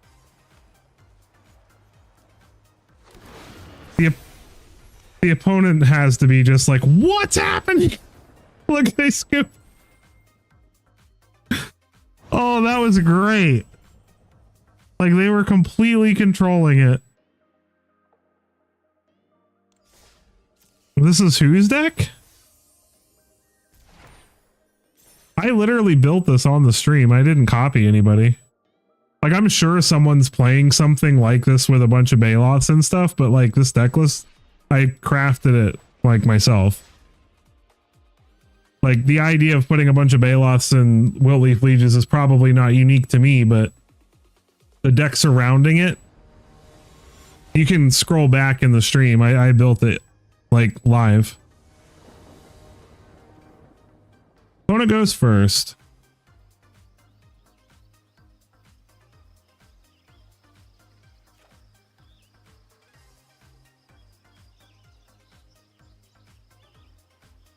We'll keep.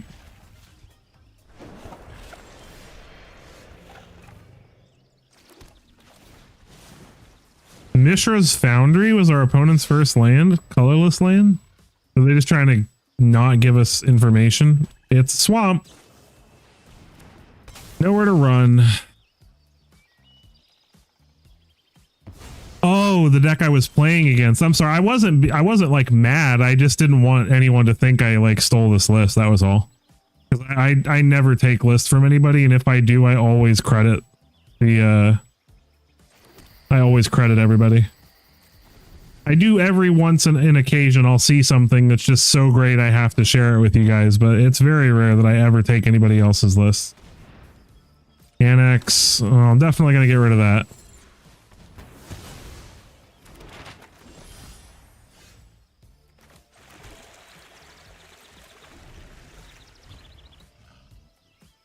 Yeah, the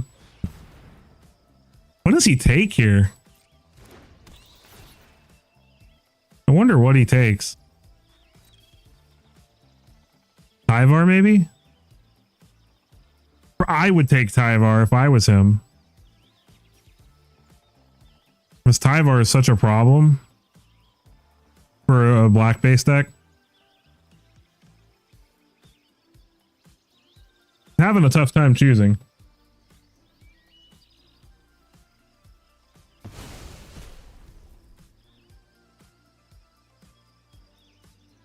All right, 10 people in chat. Awesome. Thank you guys so much for being here. It's so nice to actually have a good group of you on here to play with and to talk to. Starting the new year off great. Go ahead and scry 2 and gain some life.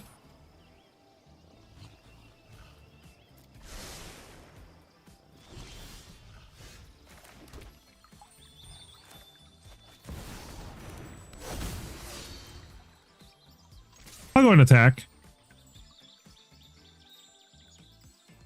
I want to save it to protect the Tyvar, but like if he has removal for the Tyvar, it's probably something. I mean, he's got to go for the throat, but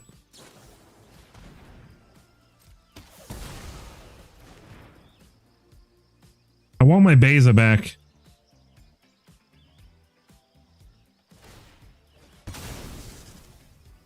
Whiff. Oh. Keeps that on top, though. All right. Maybe I should have just left the Kutzel's flanker back.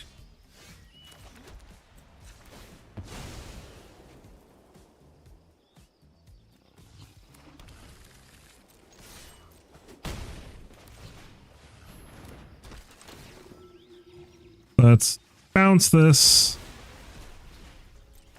Get it back. Scry 2, gain 2. Baloth. Baloth I'm cool with.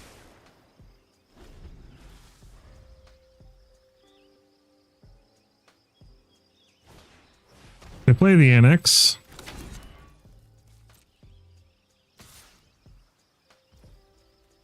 Get in for 3, back up to 20. Gain 2, scry 2. Don't want the planes underneath the Baloth.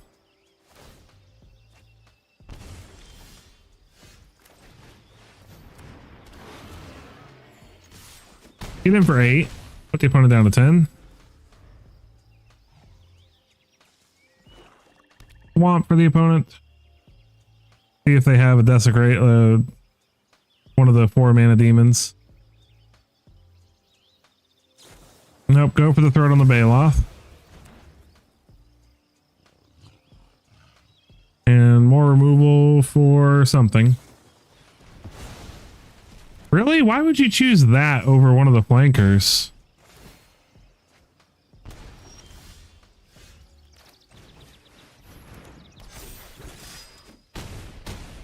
Alright. The opponent draws an untapped land. They can make a 6/6. go up to 8.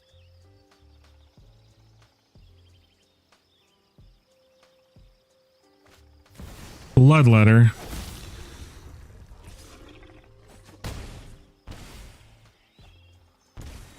Still up to 8.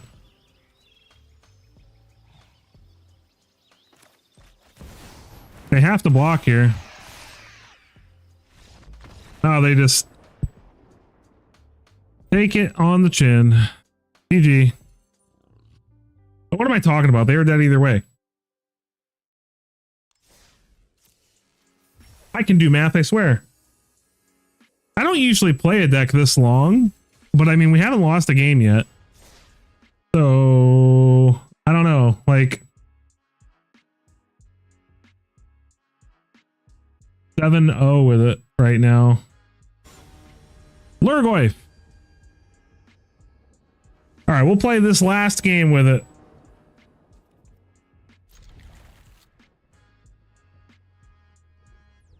Win or lose, we will swap to something else after this. Although this deck has proven to be very strong so far. Scene of the Crime. The deck does feel good. You might see a full-blooded video on this with the full 40 games.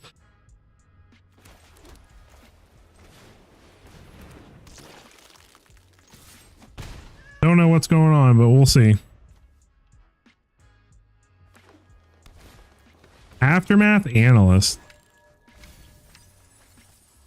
They're running how many cards?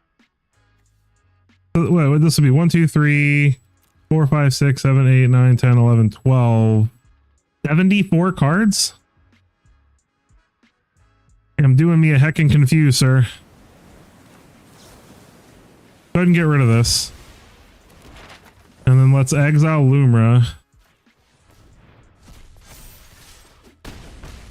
We can also just exile their lands too, so Scavenging Ooze is the bomb.com. Nissa.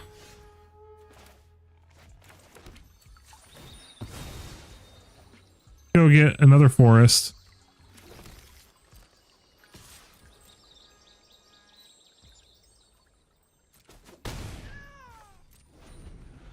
I don't like leaving Nissa around, but we kind of don't have a choice.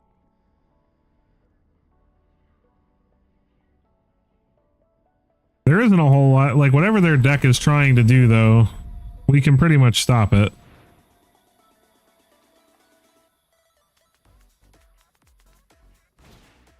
Heaped Harvest. Okay. Now they get an elemental out of the deck. Hopefully they don't get a Lumra. That would be unfortunate. Okay, it's another Analyst, which they can play.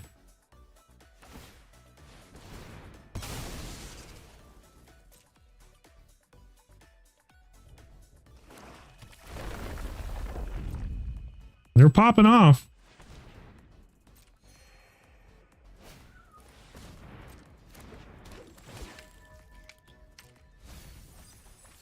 Lots of lands in the yard.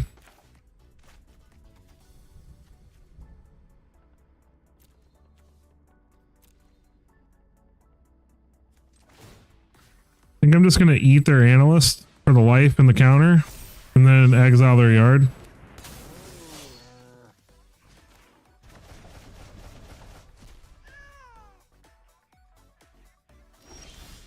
Okay, we're just drawing lands now. That's not good.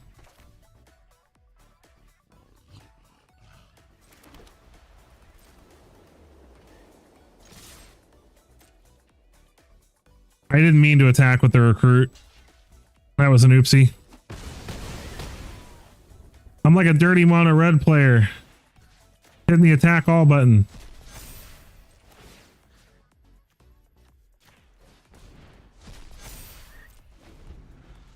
All right.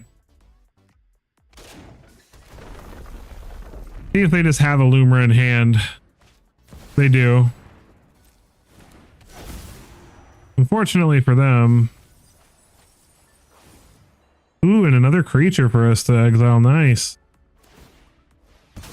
With land.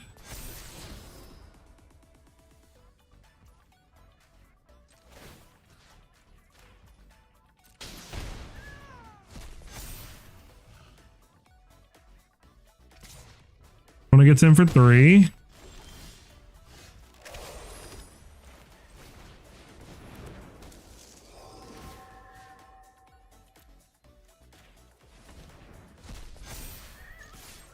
The opponent wants to block with their Lumra. I'm cool with that.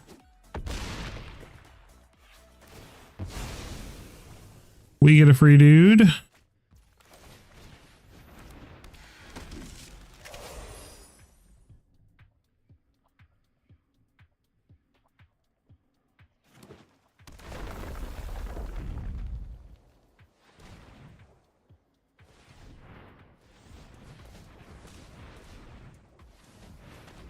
Oh, are they about to play that? Yeah, okay. Interesting.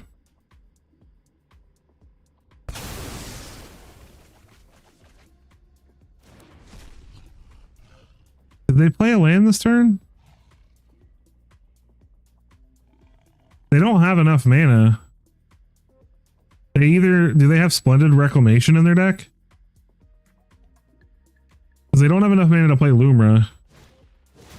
That's not going to do it. Did they really just accidentally throw their lands away? Oh my god, they did. They just threw all their lands away. What were they digging for? Did they think they had enough? They had to have thought they had enough.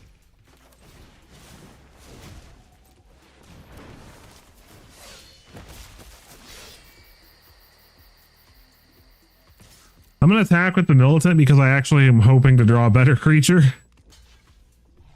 Sacrificing it.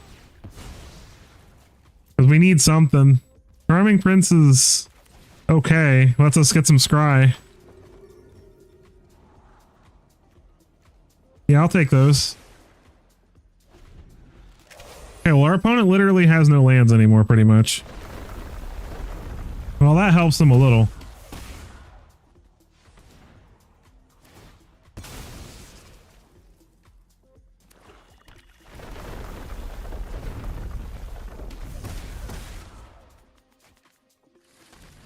And the Analyst.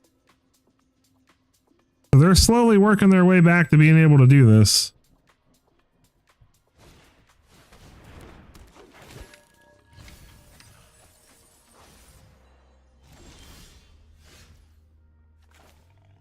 All right, let's play Spinner. Attack with everything. Let the opponent destroy what they will. We're going to get tons of free creatures out of it. And hopefully we'll find another Kutzil's flanker and we can just exile their yard. I think they miscalculated how much mana they were going to have. Because if they had 6 mana and there's a Lumra, Bellow of the Woods in their hand, or even if they had an Analyst in their hand, then they could have played and cracked the Analyst. Wait, they didn't block anything.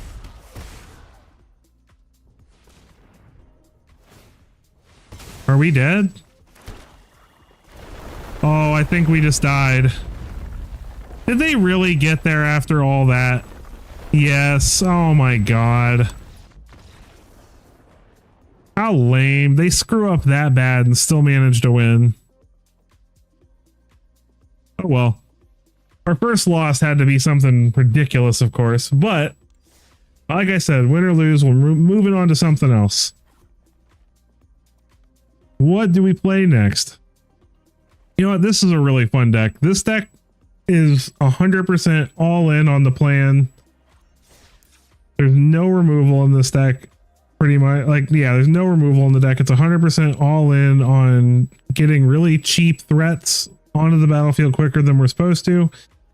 It's got Growing Dread and Vanifar and Hauntwood, Shrieker, and Cryptic Coat as ways of getting these creatures onto the battlefield face down. And in every case, except for if we actually just try to disguise the Bubble Smuggler, we can flip the creature up for cheaper than its mana cost. Or just for its mana cost. So like, for instance, we've got Abhorrent Oculus, which normally you'd have to exile 6 cards from your graveyard, but if you manifest Dread it, you can just pay 3 mana and flip it over. And then it also manifests Dread, so it helps feed into the cycle. Yaris, Roar of the Old Gods is a really fun card that I think a lot of people have forgotten about from Murders of Karlov Manor, where you basically, any face down creatures you control, if they die, they come back face down and then flip face up, so you get whatever their benefit to flipping face up is. Vanifar Evolved Enigma for free every turn on combat puts a card from our hand onto the battlefield as a cloaked card, and cloak, unlike disguise, says you can flip it face up for its mana cost. So Fear of Exposure, same thing, it's a 3 mana 5/4. So we would normally have to pay 5 mana for or tap 2 untapped creatures, but we can just flip it over for 3. Bubble Smuggler, when it flips face up, becomes a 6/4, which is pretty, or 6/5, which is pretty sweet. Pyrotechnic Performer helps us take advantage of all those cards flipping face up, dealing a ton of damage. And it's just a really fun deck. It's definitely, I wouldn't say this is competitive, but it's fun.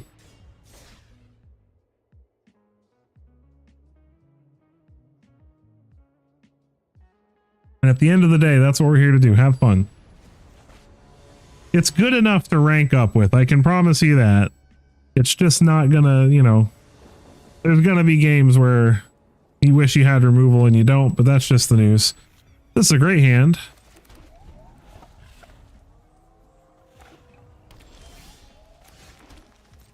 Pass a turn, Growing Dread at the end of their turn.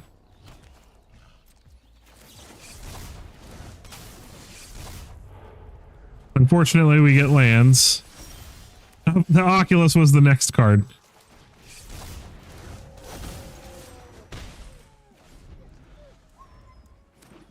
The Growing Dreaded 1 turn too early. Overlord of the Hauntwoods.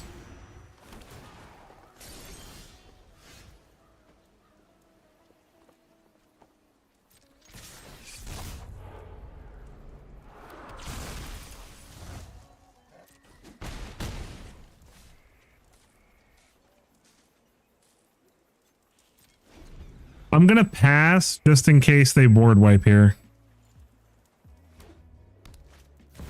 Doubling Season.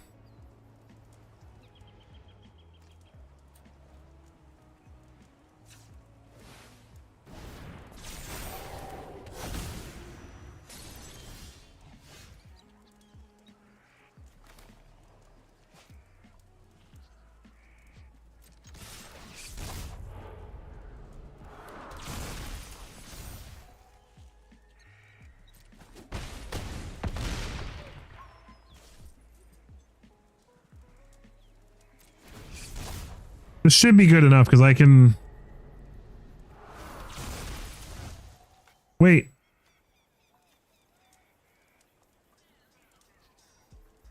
So I can blow up the Doubling Season in response to anything they do this turn.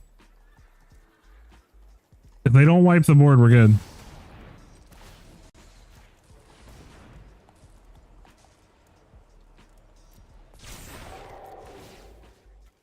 Bye-bye, Doubling Season. Ah, we got there. Against Golgari, too. You see? It's fun. Opponent has no idea what's going on.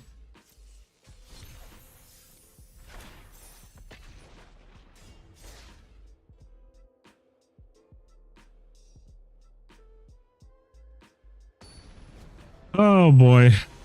I love playing fun decks. Marlboro. The big cigarette companies trying to get in on the Magic scene, take over. Gonna buy out Hasbro. Opponent's going first. I'll keep our hand. Got Growing Dread into Cryptic Coat into Vanifar, hopefully.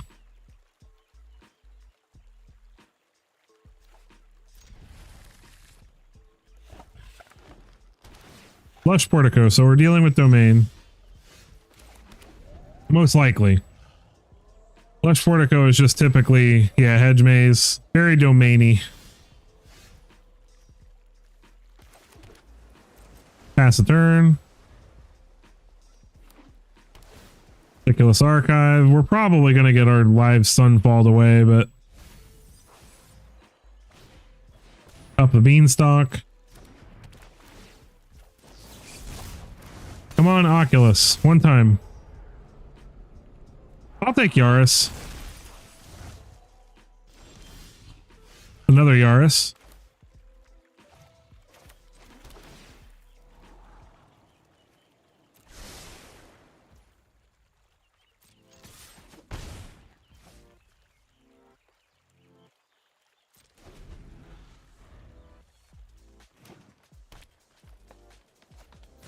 Overlord of the Hotwoods. Opponent draws a card. Makes a thing.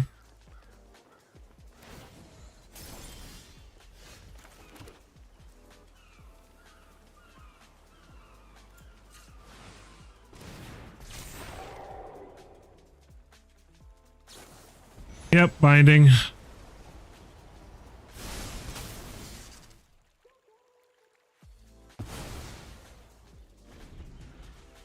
We're probably not winning this one, but we'll try. We're trying. Another up the beanstalk. Not like we don't have ways to win.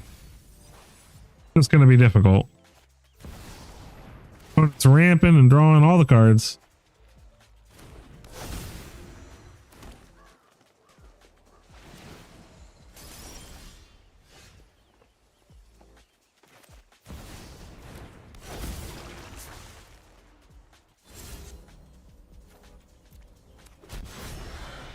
And we'll draw out the Sunfall. They have a Sunfall, we'll probably just scoop it up. There's just not a lot we can do when they have this much control of the board.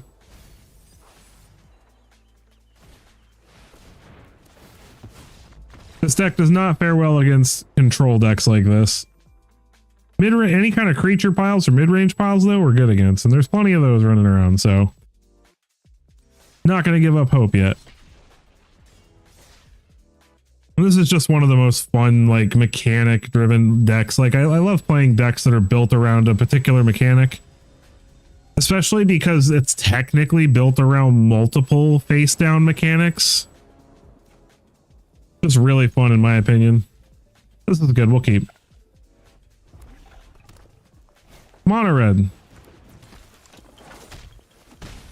Well, being on the draw against them kind of sucks. But it's not hopeless.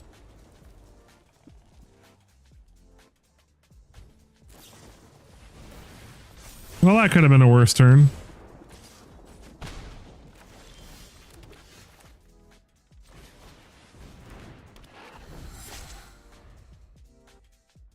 Give them something else to burn besides our face. Yeah, see, it saved us 3 damage. At this rate, we might actually have a shot.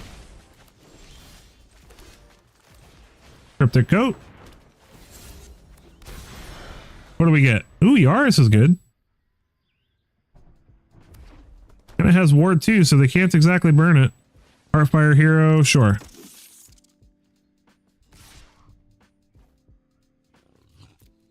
They have the Monstrous Rage, they have it. Oh, okay. Banafar.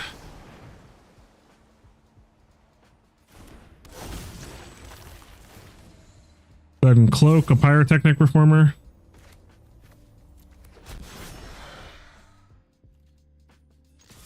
They can't block this, so we might as well.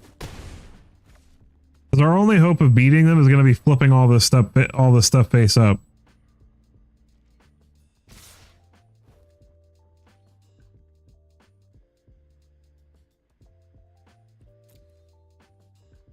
Taking a risk. Are we just... Well, we were gonna die anyway.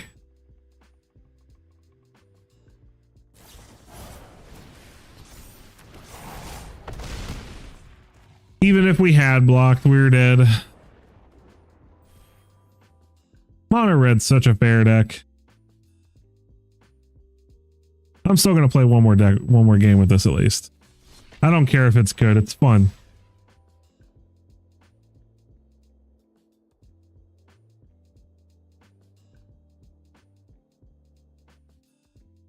Check something really quickly.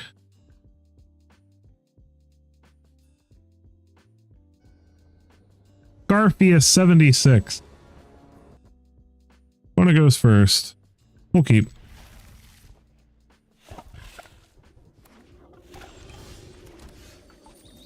We'll fetch an island with that passage.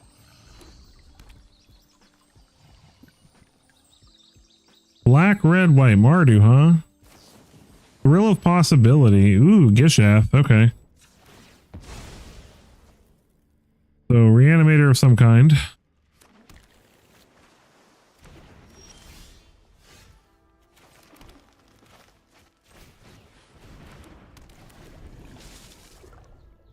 And it's probably like, what? Bubble Smuggler. That's a terrible card. It is a terrible card. Not in this deck, though.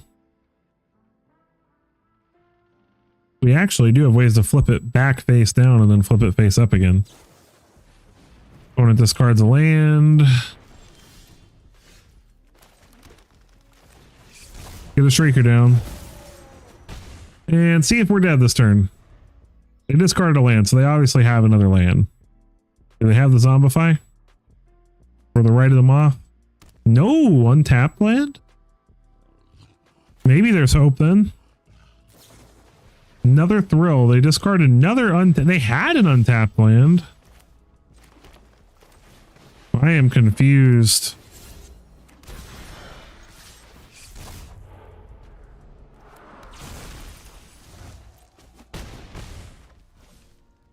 I may have hope.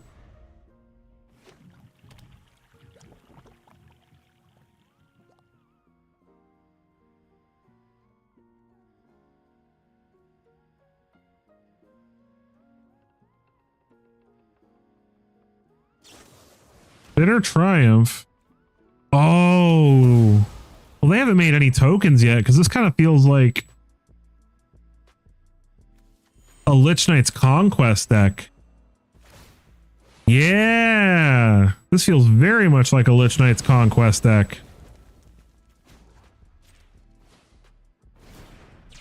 But they haven't made any tokens or anything yet.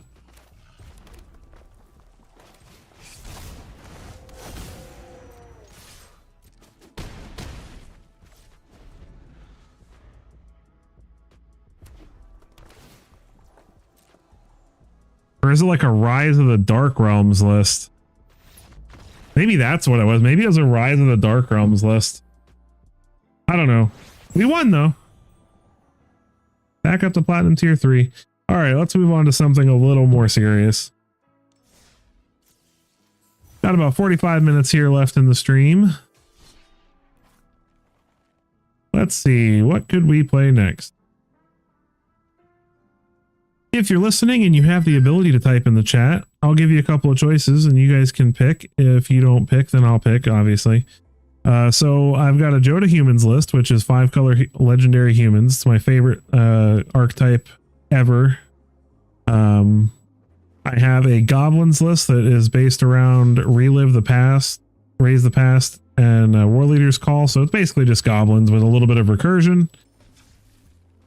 I have a Domain Aggro list, which is literally what it sounds like. It's just Domain Aggro, playing things like Neshoba Brawler and Rata's Firebrand and Llanowar Green Widow, along with Enduring Courage, to just have lots of fun. And we've got Is It Dragons, which is basically mono red dragons with a little bit of blue, and a Rakdos Sacrifice combo list built around Ob Nixilis and All Will Be One. 9 Lives Familiar, things like that, and then also just has like the Rotten Mouth Viper shell in there. So I'll give you a moment to see if any of you would like to chime in on what you'd like to see.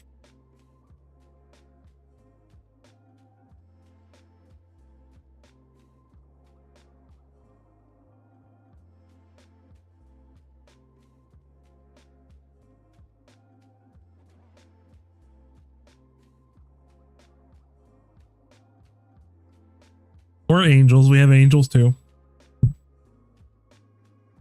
No, nothing. Nobody. Well, then I pick my favorite. Let's play Joda Humans.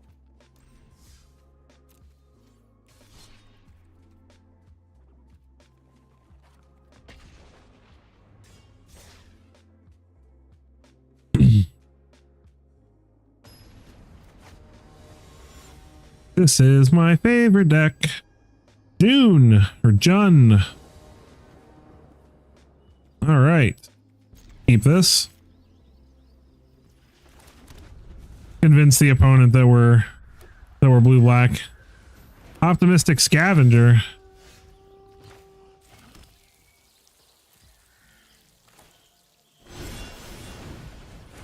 Get Kellen down.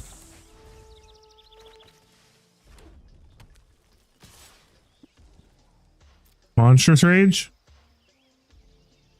Only thing I can think of that would cause them to attack with that.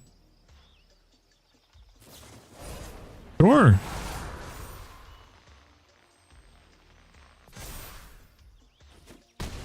Build your own Monastery Swift Spear.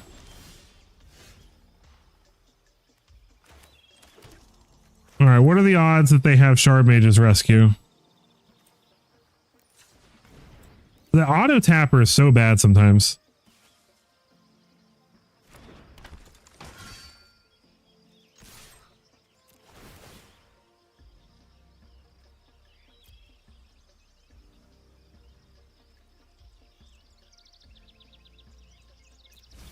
Put that in the yard. They have something.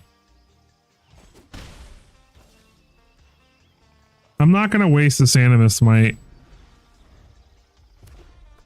knowing that they have probably a Shard Mage's Rescue. Screaming Nemesis. No blocks. Cavern of Souls on human. Go ahead and play this. Get rid of this.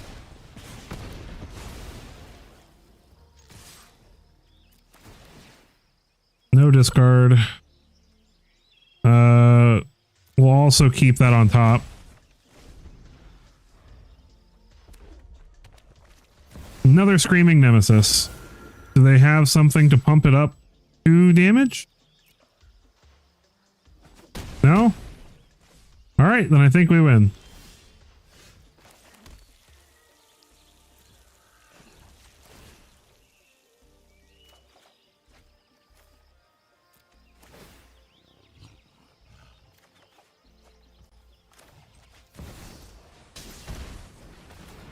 Untap.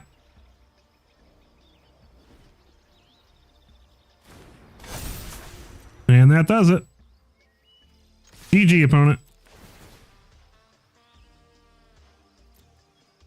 Unless they had, yeah, I was gonna say, unless it's possible they had some kind of removal, but I doubted it. Joda, Joda, Joda. The best creature anthem ever printed. This deck is so much fun. The only thing I wish is that we could have Dennick and Thalia back. I miss them the most. Sour Skittles 714. I do like Sour Skittles. This is a bad hand. This is also bad. Yes, we're going to 5. This is way better. Relic can go back, so can Mishra. I should have played the Llanowar Waste and journeyed with Kellen.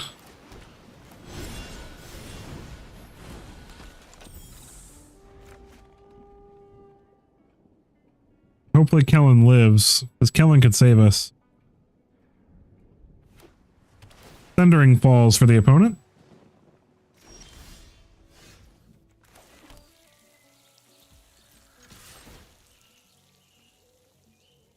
Graveyard, please. Play Satoru the Infiltrator.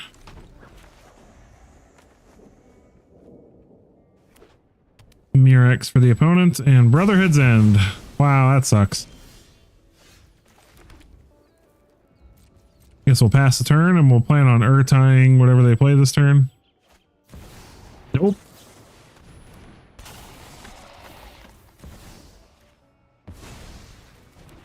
And then we do have a Lauren if they find more.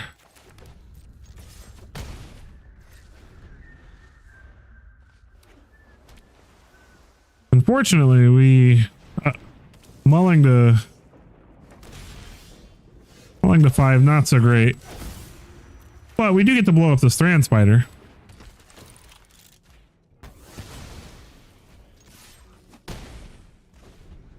And if we ever draw a Jodo, we do have the lands to cast it. Opponent's got ill-timed explosion. I was hoping the Lauren would live one turn so we could draw some extra cards, but it is what it is.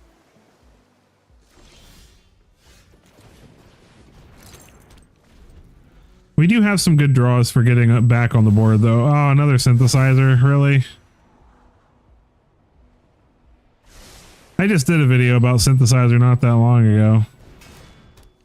All right. We need Annie the Flash right now. Annie. Aw.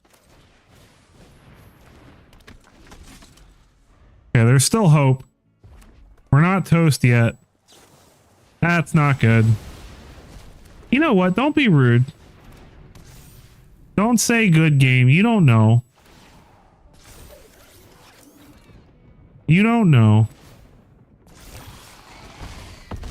It's not over till it's over, good sir. Now it's over. If we'd drawn Annie the Flash, we would have been fine, I think.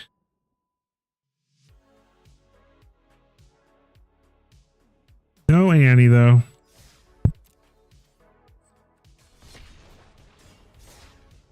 Onward to the next game.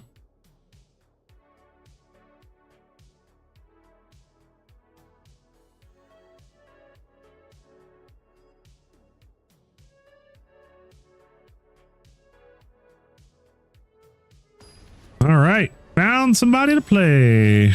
Matt Wiz.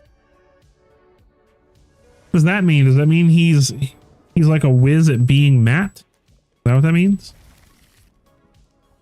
Like if you're a Matt and you really want to know how to be the best Matt you can be, you come to Matt Wiz and he'll teach you how to be the best Matt you can be. Get our Skrull down. Skrull's our honorary human. He's a defector, Mike. He's defecting from the Phyrexians and joining us.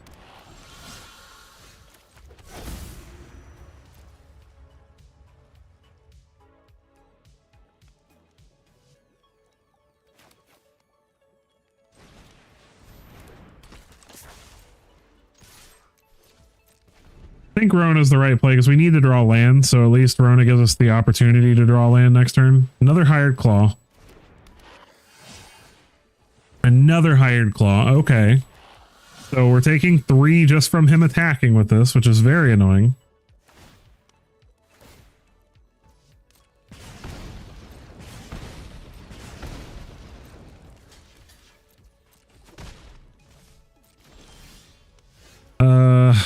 Okay, land please. That's not a land.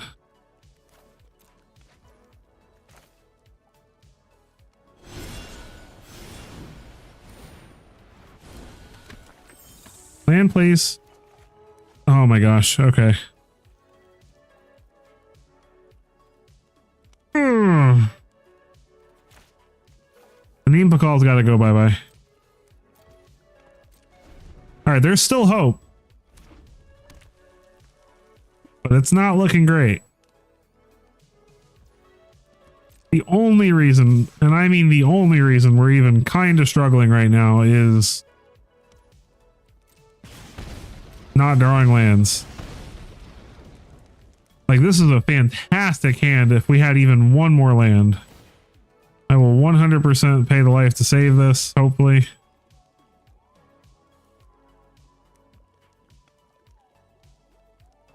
One land and we're like golden. We can fix all this. All right, let's hope they don't have a monstrous rage to go with it. All right, we're at 10. We did it. We found a land.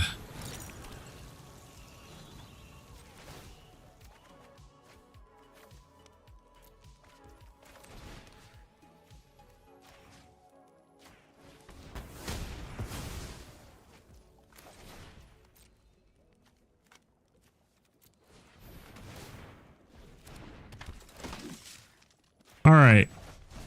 There's hope.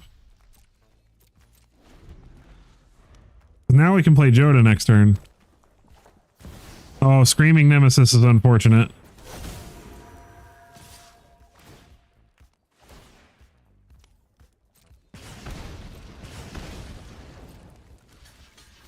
But unless he has a pump spell...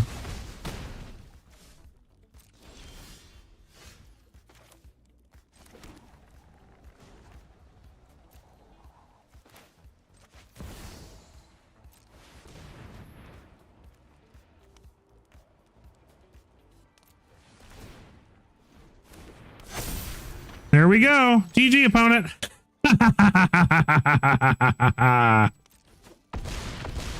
That's what I'm talking about. We went from struggling to just massacre. Oh, I love this deck. Even when it struggles, it still finds a way.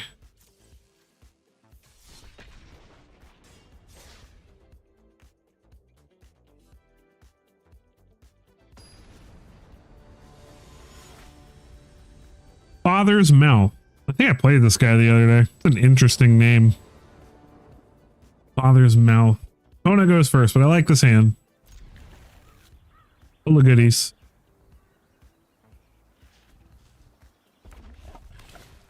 Monastery Swiftspear. Another mono red deck. Well, we're finding them finally. Heartfire Hero. Another Swiftspear. Well, I mean, they're running very low on cards, so that's positive, right?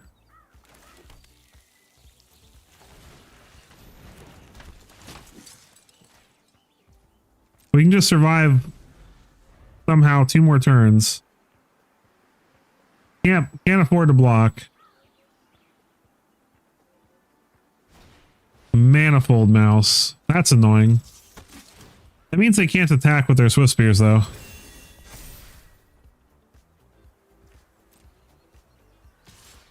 Yep, sure. You get in there with your Heartfire Hero. Ow.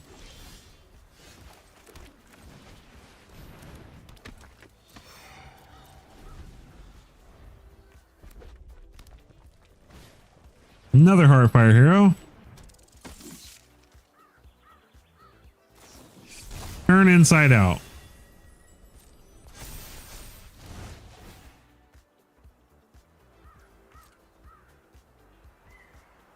Trample. Okay.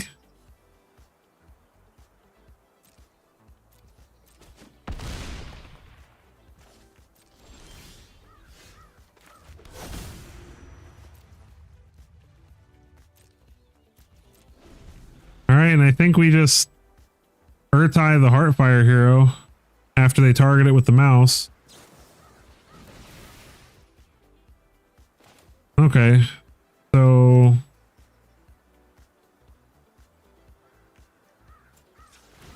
yeah, that's fine. I'll just sacrifice it and give the Calm Ball indestructible. Let them target.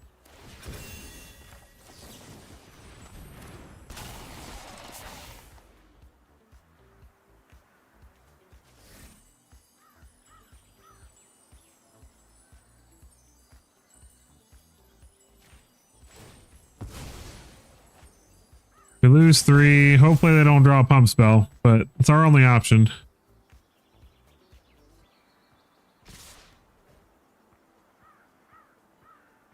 Did they draw it? Oh, okay. Well, we tried.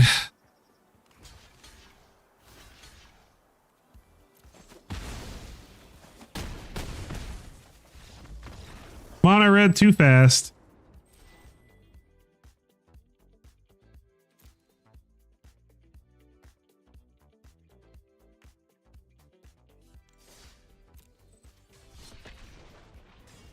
Play one more game with my favorite deck and then we'll move on and try to get one more list in here for the last half an hour of the stream.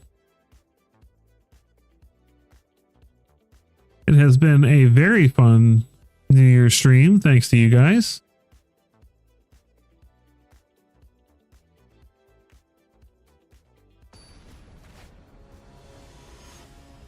Demon Show.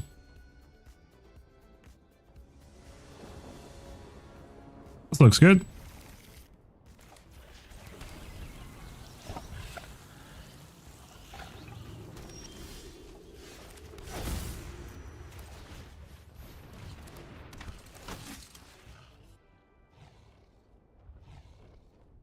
See if it lives through the turn, or if they have a cut down.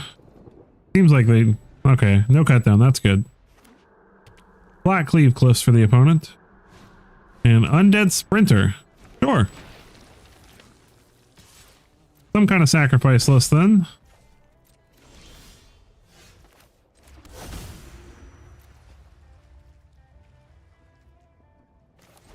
Get down an Impa Call. Start growing her and making dudes.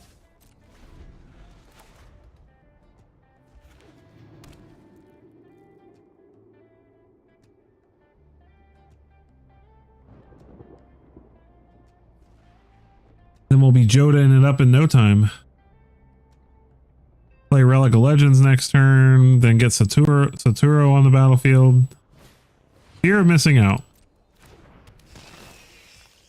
Discards. Final Vengeance. Thankfully we have Jarina to protect our stuff from removal.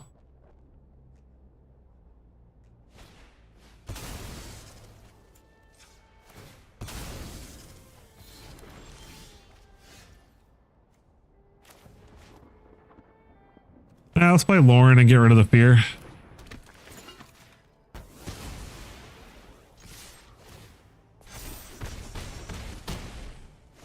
A pretty good spot to be.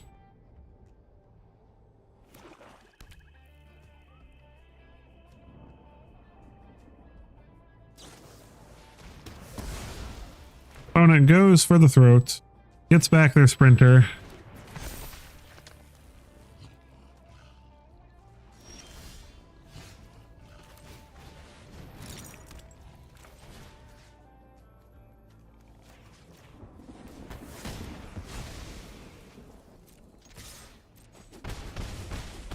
Get in for 5.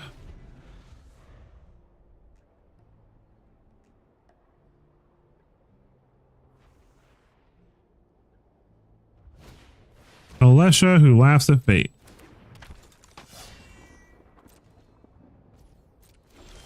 Hey, untapped land.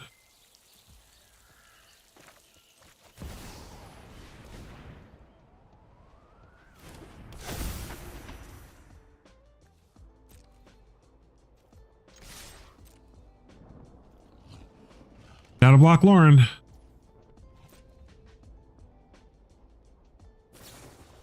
Ooh.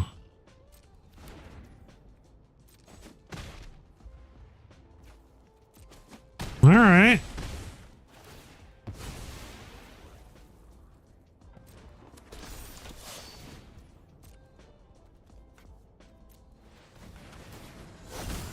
Go ahead and get a scroll.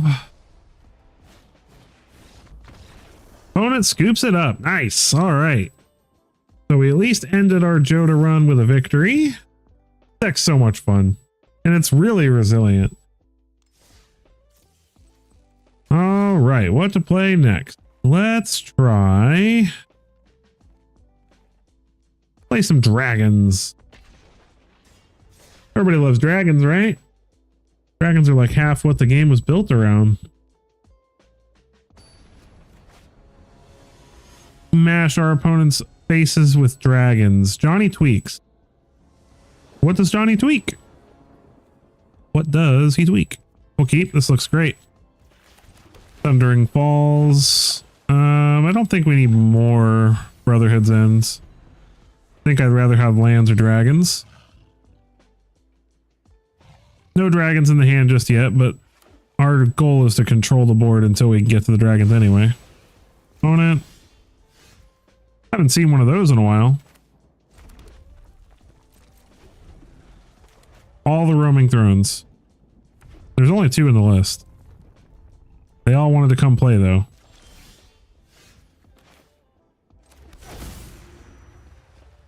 Dragon. Opponent's not doing anything yet.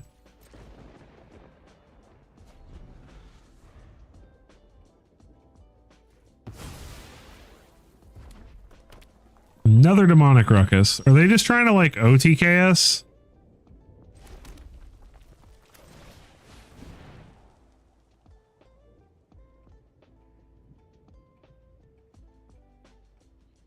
The deck filter's like, I haven't seen any dragons yet.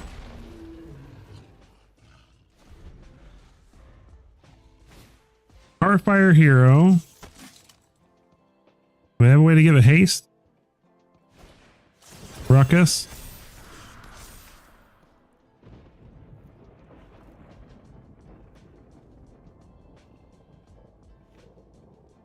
Can still get rid of it.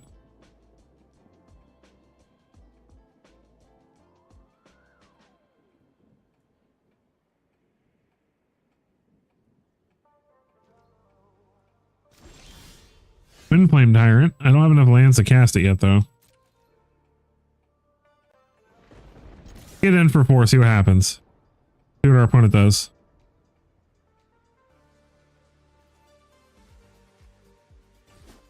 Nada.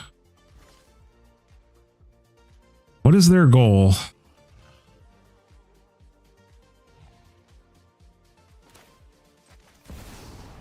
Let's try to get rid of it with an invasion of Tark here and see what happens.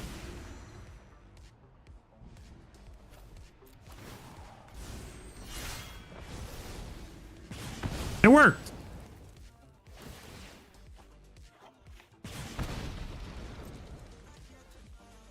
Sucks not to have developed our board some more, but I mean, it is what it is.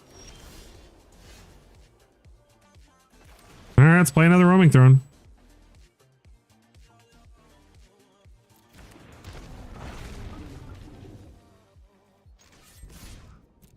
I'm gonna go after this invasion just because since we have 2 roaming thrones, I really want to win with Defiant Thundermaw. Optimistic Scavenger. Demonic Ruckus. Sheltered by Ghost. Steel Armor, okay.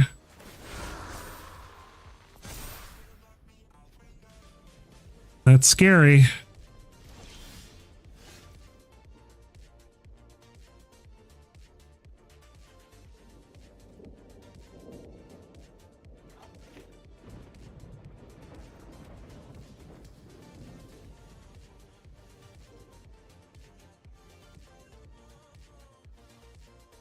Trying to figure out what to do here.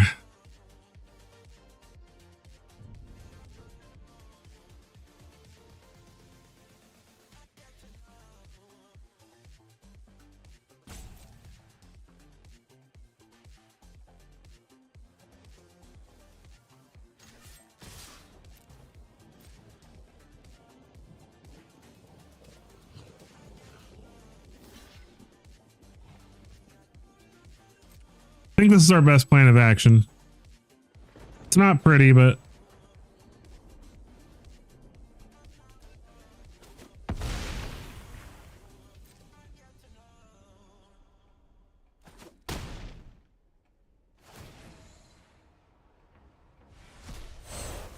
gets us a Defiant Thundermaw. Elder Dragon War. We're just gonna make a dragon now. It's honestly like we just haven't found a 5th land in like 3 turns. We've been waiting on a 5th land for quite a while. Monstrous Rage.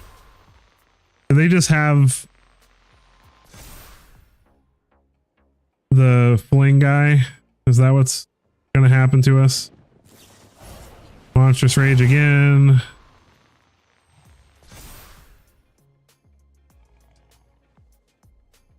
If they have the fling guy, we're dead no matter what we do.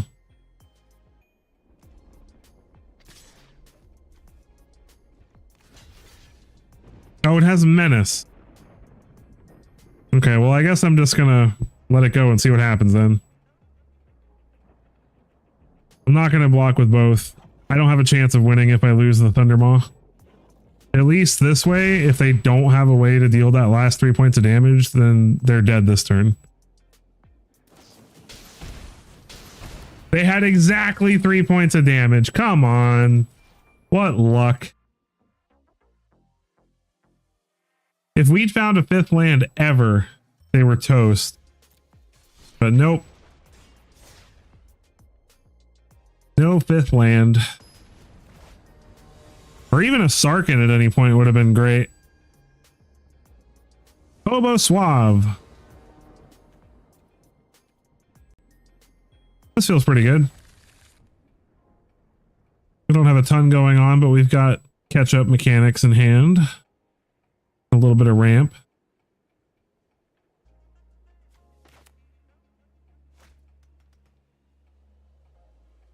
Opponent's deciding whether to keep or not. Let's go ahead and get a Spire Bluff Canal down. If we do not draw a land next turn, then we'll play the Passage. But I'd like to save the Passage for a later turn if we can. Opponent plays a Hedge Mage. Hedge Maze. There's a Cavern, alright. Swamp for the opponent. Whale of the Forgotten. Swarming Emergence deck, alright.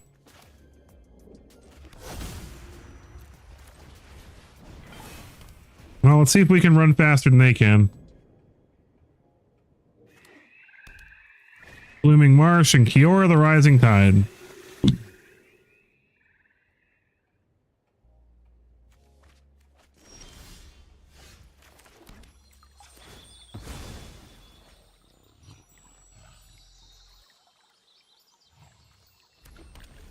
The question is, do I play Dragonhawk now or do I play Elder Dragon War and get rid of the Kiora?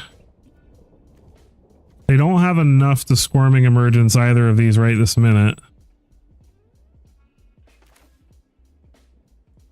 I think the correct play here is to Dragonhawk.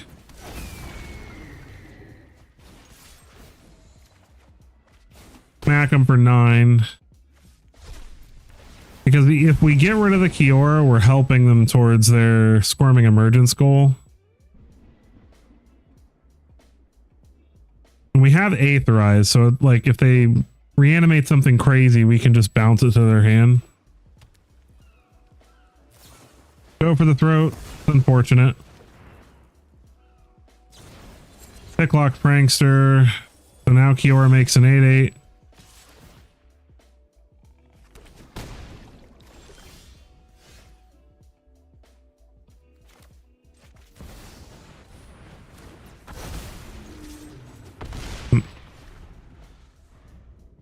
All right, see if they have removal for the Twin Flame Tyrant.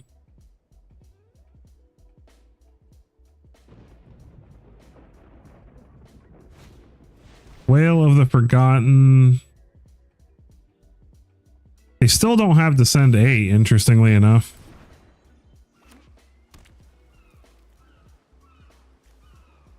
They do have enough to Squirming Emergence and Atraxa now.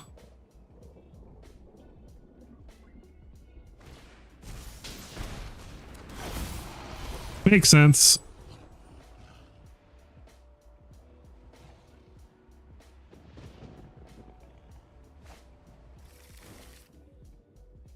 They get in.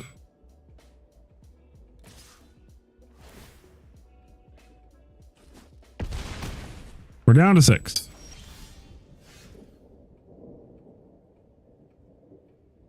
Well,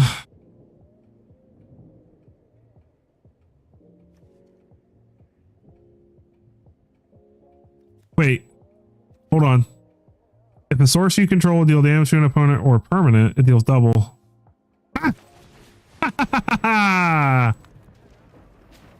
No, I almost screwed up and read ahead. I got so excited. Take 4. We got there. Oh, Twin Flame Tyrant. Saving the day.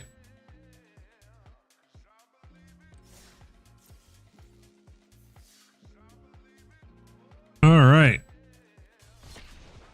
Dragons.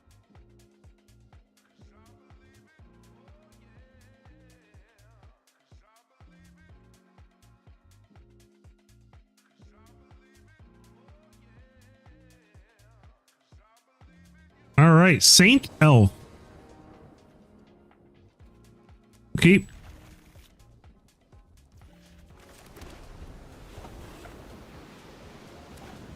Temple of Triumph for the opponent. So some kind of Boros. Cavern on Dragon.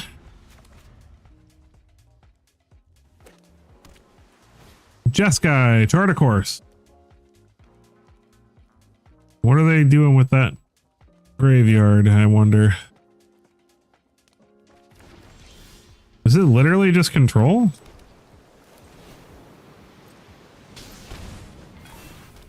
I'm playing the Carnelian Orb now because this at least lets us get haste. So they can't counter anything. Everything has haste. Makes board wipe significantly better against them. Or, I mean, makes worse against us is what I meant to say. Omniscience. Oh no. Are we just gonna die? Are they just gonna play Abuelo's Awakening on Omniscience and ruin our life? Oh, come on, leave Sarkin alone. Leave Sarkin alone. You leave him alone so we can have a fun time. I think he's dead. Oh. Okay, at least we drew.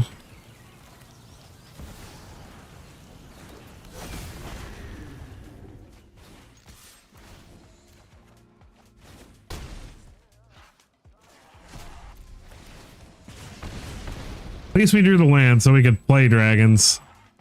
I'm trying to think. So if we'd made Sarkin into a Dragonhawk and then attacked as well, okay, we're dead. Union, draw. I mean, I don't know. Maybe he doesn't have anything of value in his hand. Oh, now he's just drawing cards.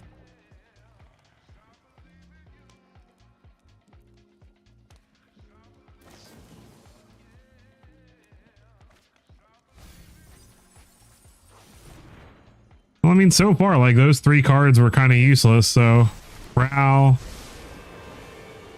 Save you once, then it's back to my quest. Oh yeah, plan's coming together. 3 lands and a lockdown. 2 lands and a lockdown, I mean. Not impossible he could... No, okay. I can invent my way to victory. Okay, you win. Once he has a way to actually go search for something specific, guarantee he doesn't whip anymore. We scoop it up. Because he could have whiffed. He could have had a handful of lands and another Omniscience and, you know, he could have just been digging, trying to find that invasion of Archivos. So it was worth at least sticking around to make sure he had a way to kill us. Augur! An Overwatch fan here? Okay. Drakoseth ain't getting cast anytime soon, but that's okay. We've got Dragonfire and Invasions and Aetherize. Can keep our opponent busy for a while. Unless they're blue-white control. In which case, can I please have my Cavern of Souls? Synthesizer. Well, that's not good. 2 on the bottom, though. That's good for us.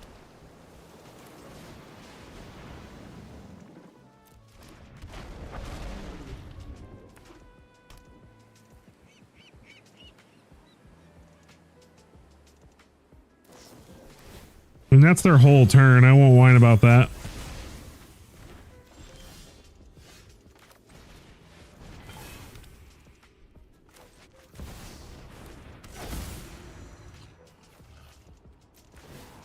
All right. Hey, what's going on, Risen Dragon? So now that we have haste for our Dragonhawk, we can hit the invasion this turn. We smacked them for 4 just now. We'll smack them for another 4 with the Dragonhawk triggers. Grand Spider. Oh, he's got a blocker now.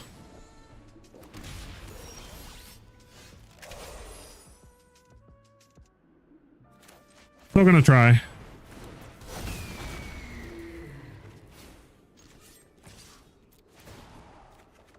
Found a land. That's good. Corner blocks.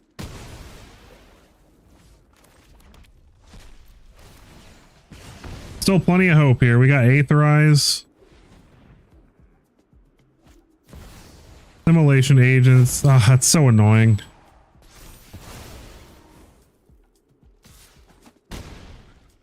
One more land and we can play Draku, Seth. Hey, there we go.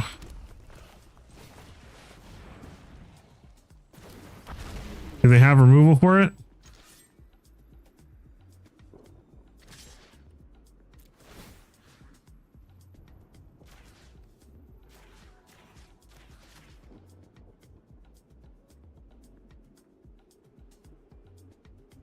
They have removal. I'm really surprised they actually allowed the trigger to happen.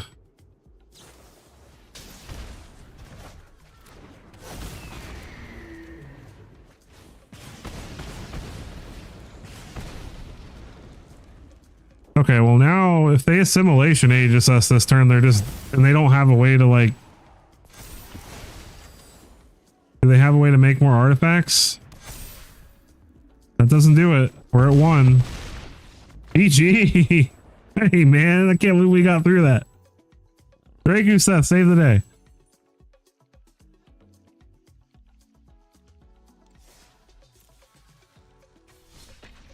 Dragons. Eating robots. One more game. And then it is time for me to part ways with you guys for this fantastic New Year's Day. It has been an absolute pleasure playing with you guys. We played some really fun stuff today and had some really great games. You get to go first. Yes, a dragon deck indeed. I'd like to get another video out on this deck with the updates I have to it, but I haven't played enough games with it to be able to confidently make a video yet. But this is a good way to test it out.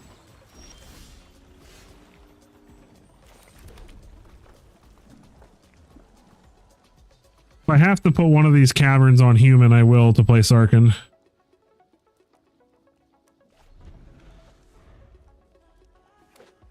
Opponent plays an island. Oh, thank goodness. What a blessing to draw Plaza of Heroes right then. Now let's see if it gets countered. Maybe I should have played a cavern. Watch. I'm like, yay, Plaza of Heroes. But if I'd played a cavern, we'd probably be winning the game. Yeah. Oh my God. Okay. Urbrask's Forge.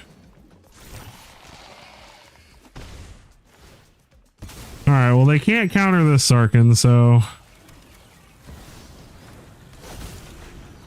Let's see if they have a way to remove it.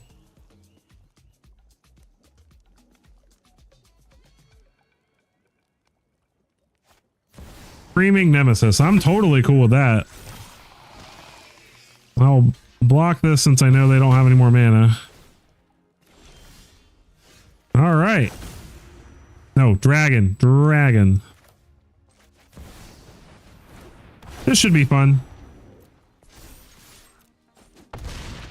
Put the opponent down to 8 with 1 attack. I need to draw another dragon, please.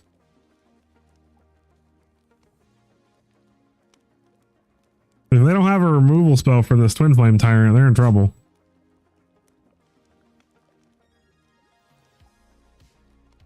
They're reading it a lot. Come on, let us have a good way to end the stream. Let's smack them in the face with more Twin Flame Tyrants.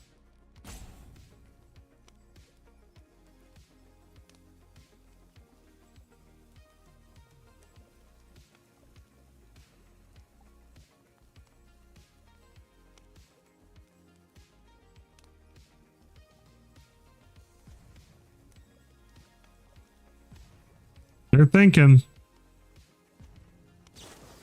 Baybloom Trick. That is annoying. But it's definitely not the end of the game for us.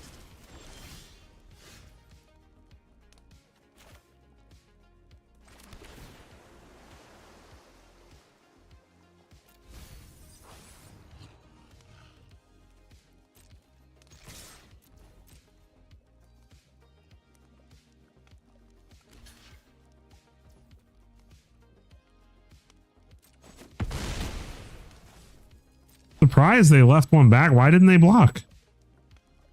We're going to Aetherize them this turn, hopefully. The opponent's like, yeah, we win.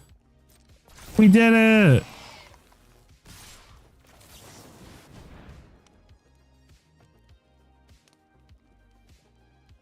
Unless they're running an offer you can't refuse, which would just blow my mind.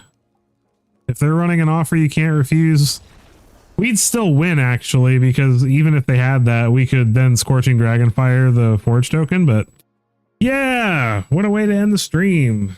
Twin Flame tiring it up. All right.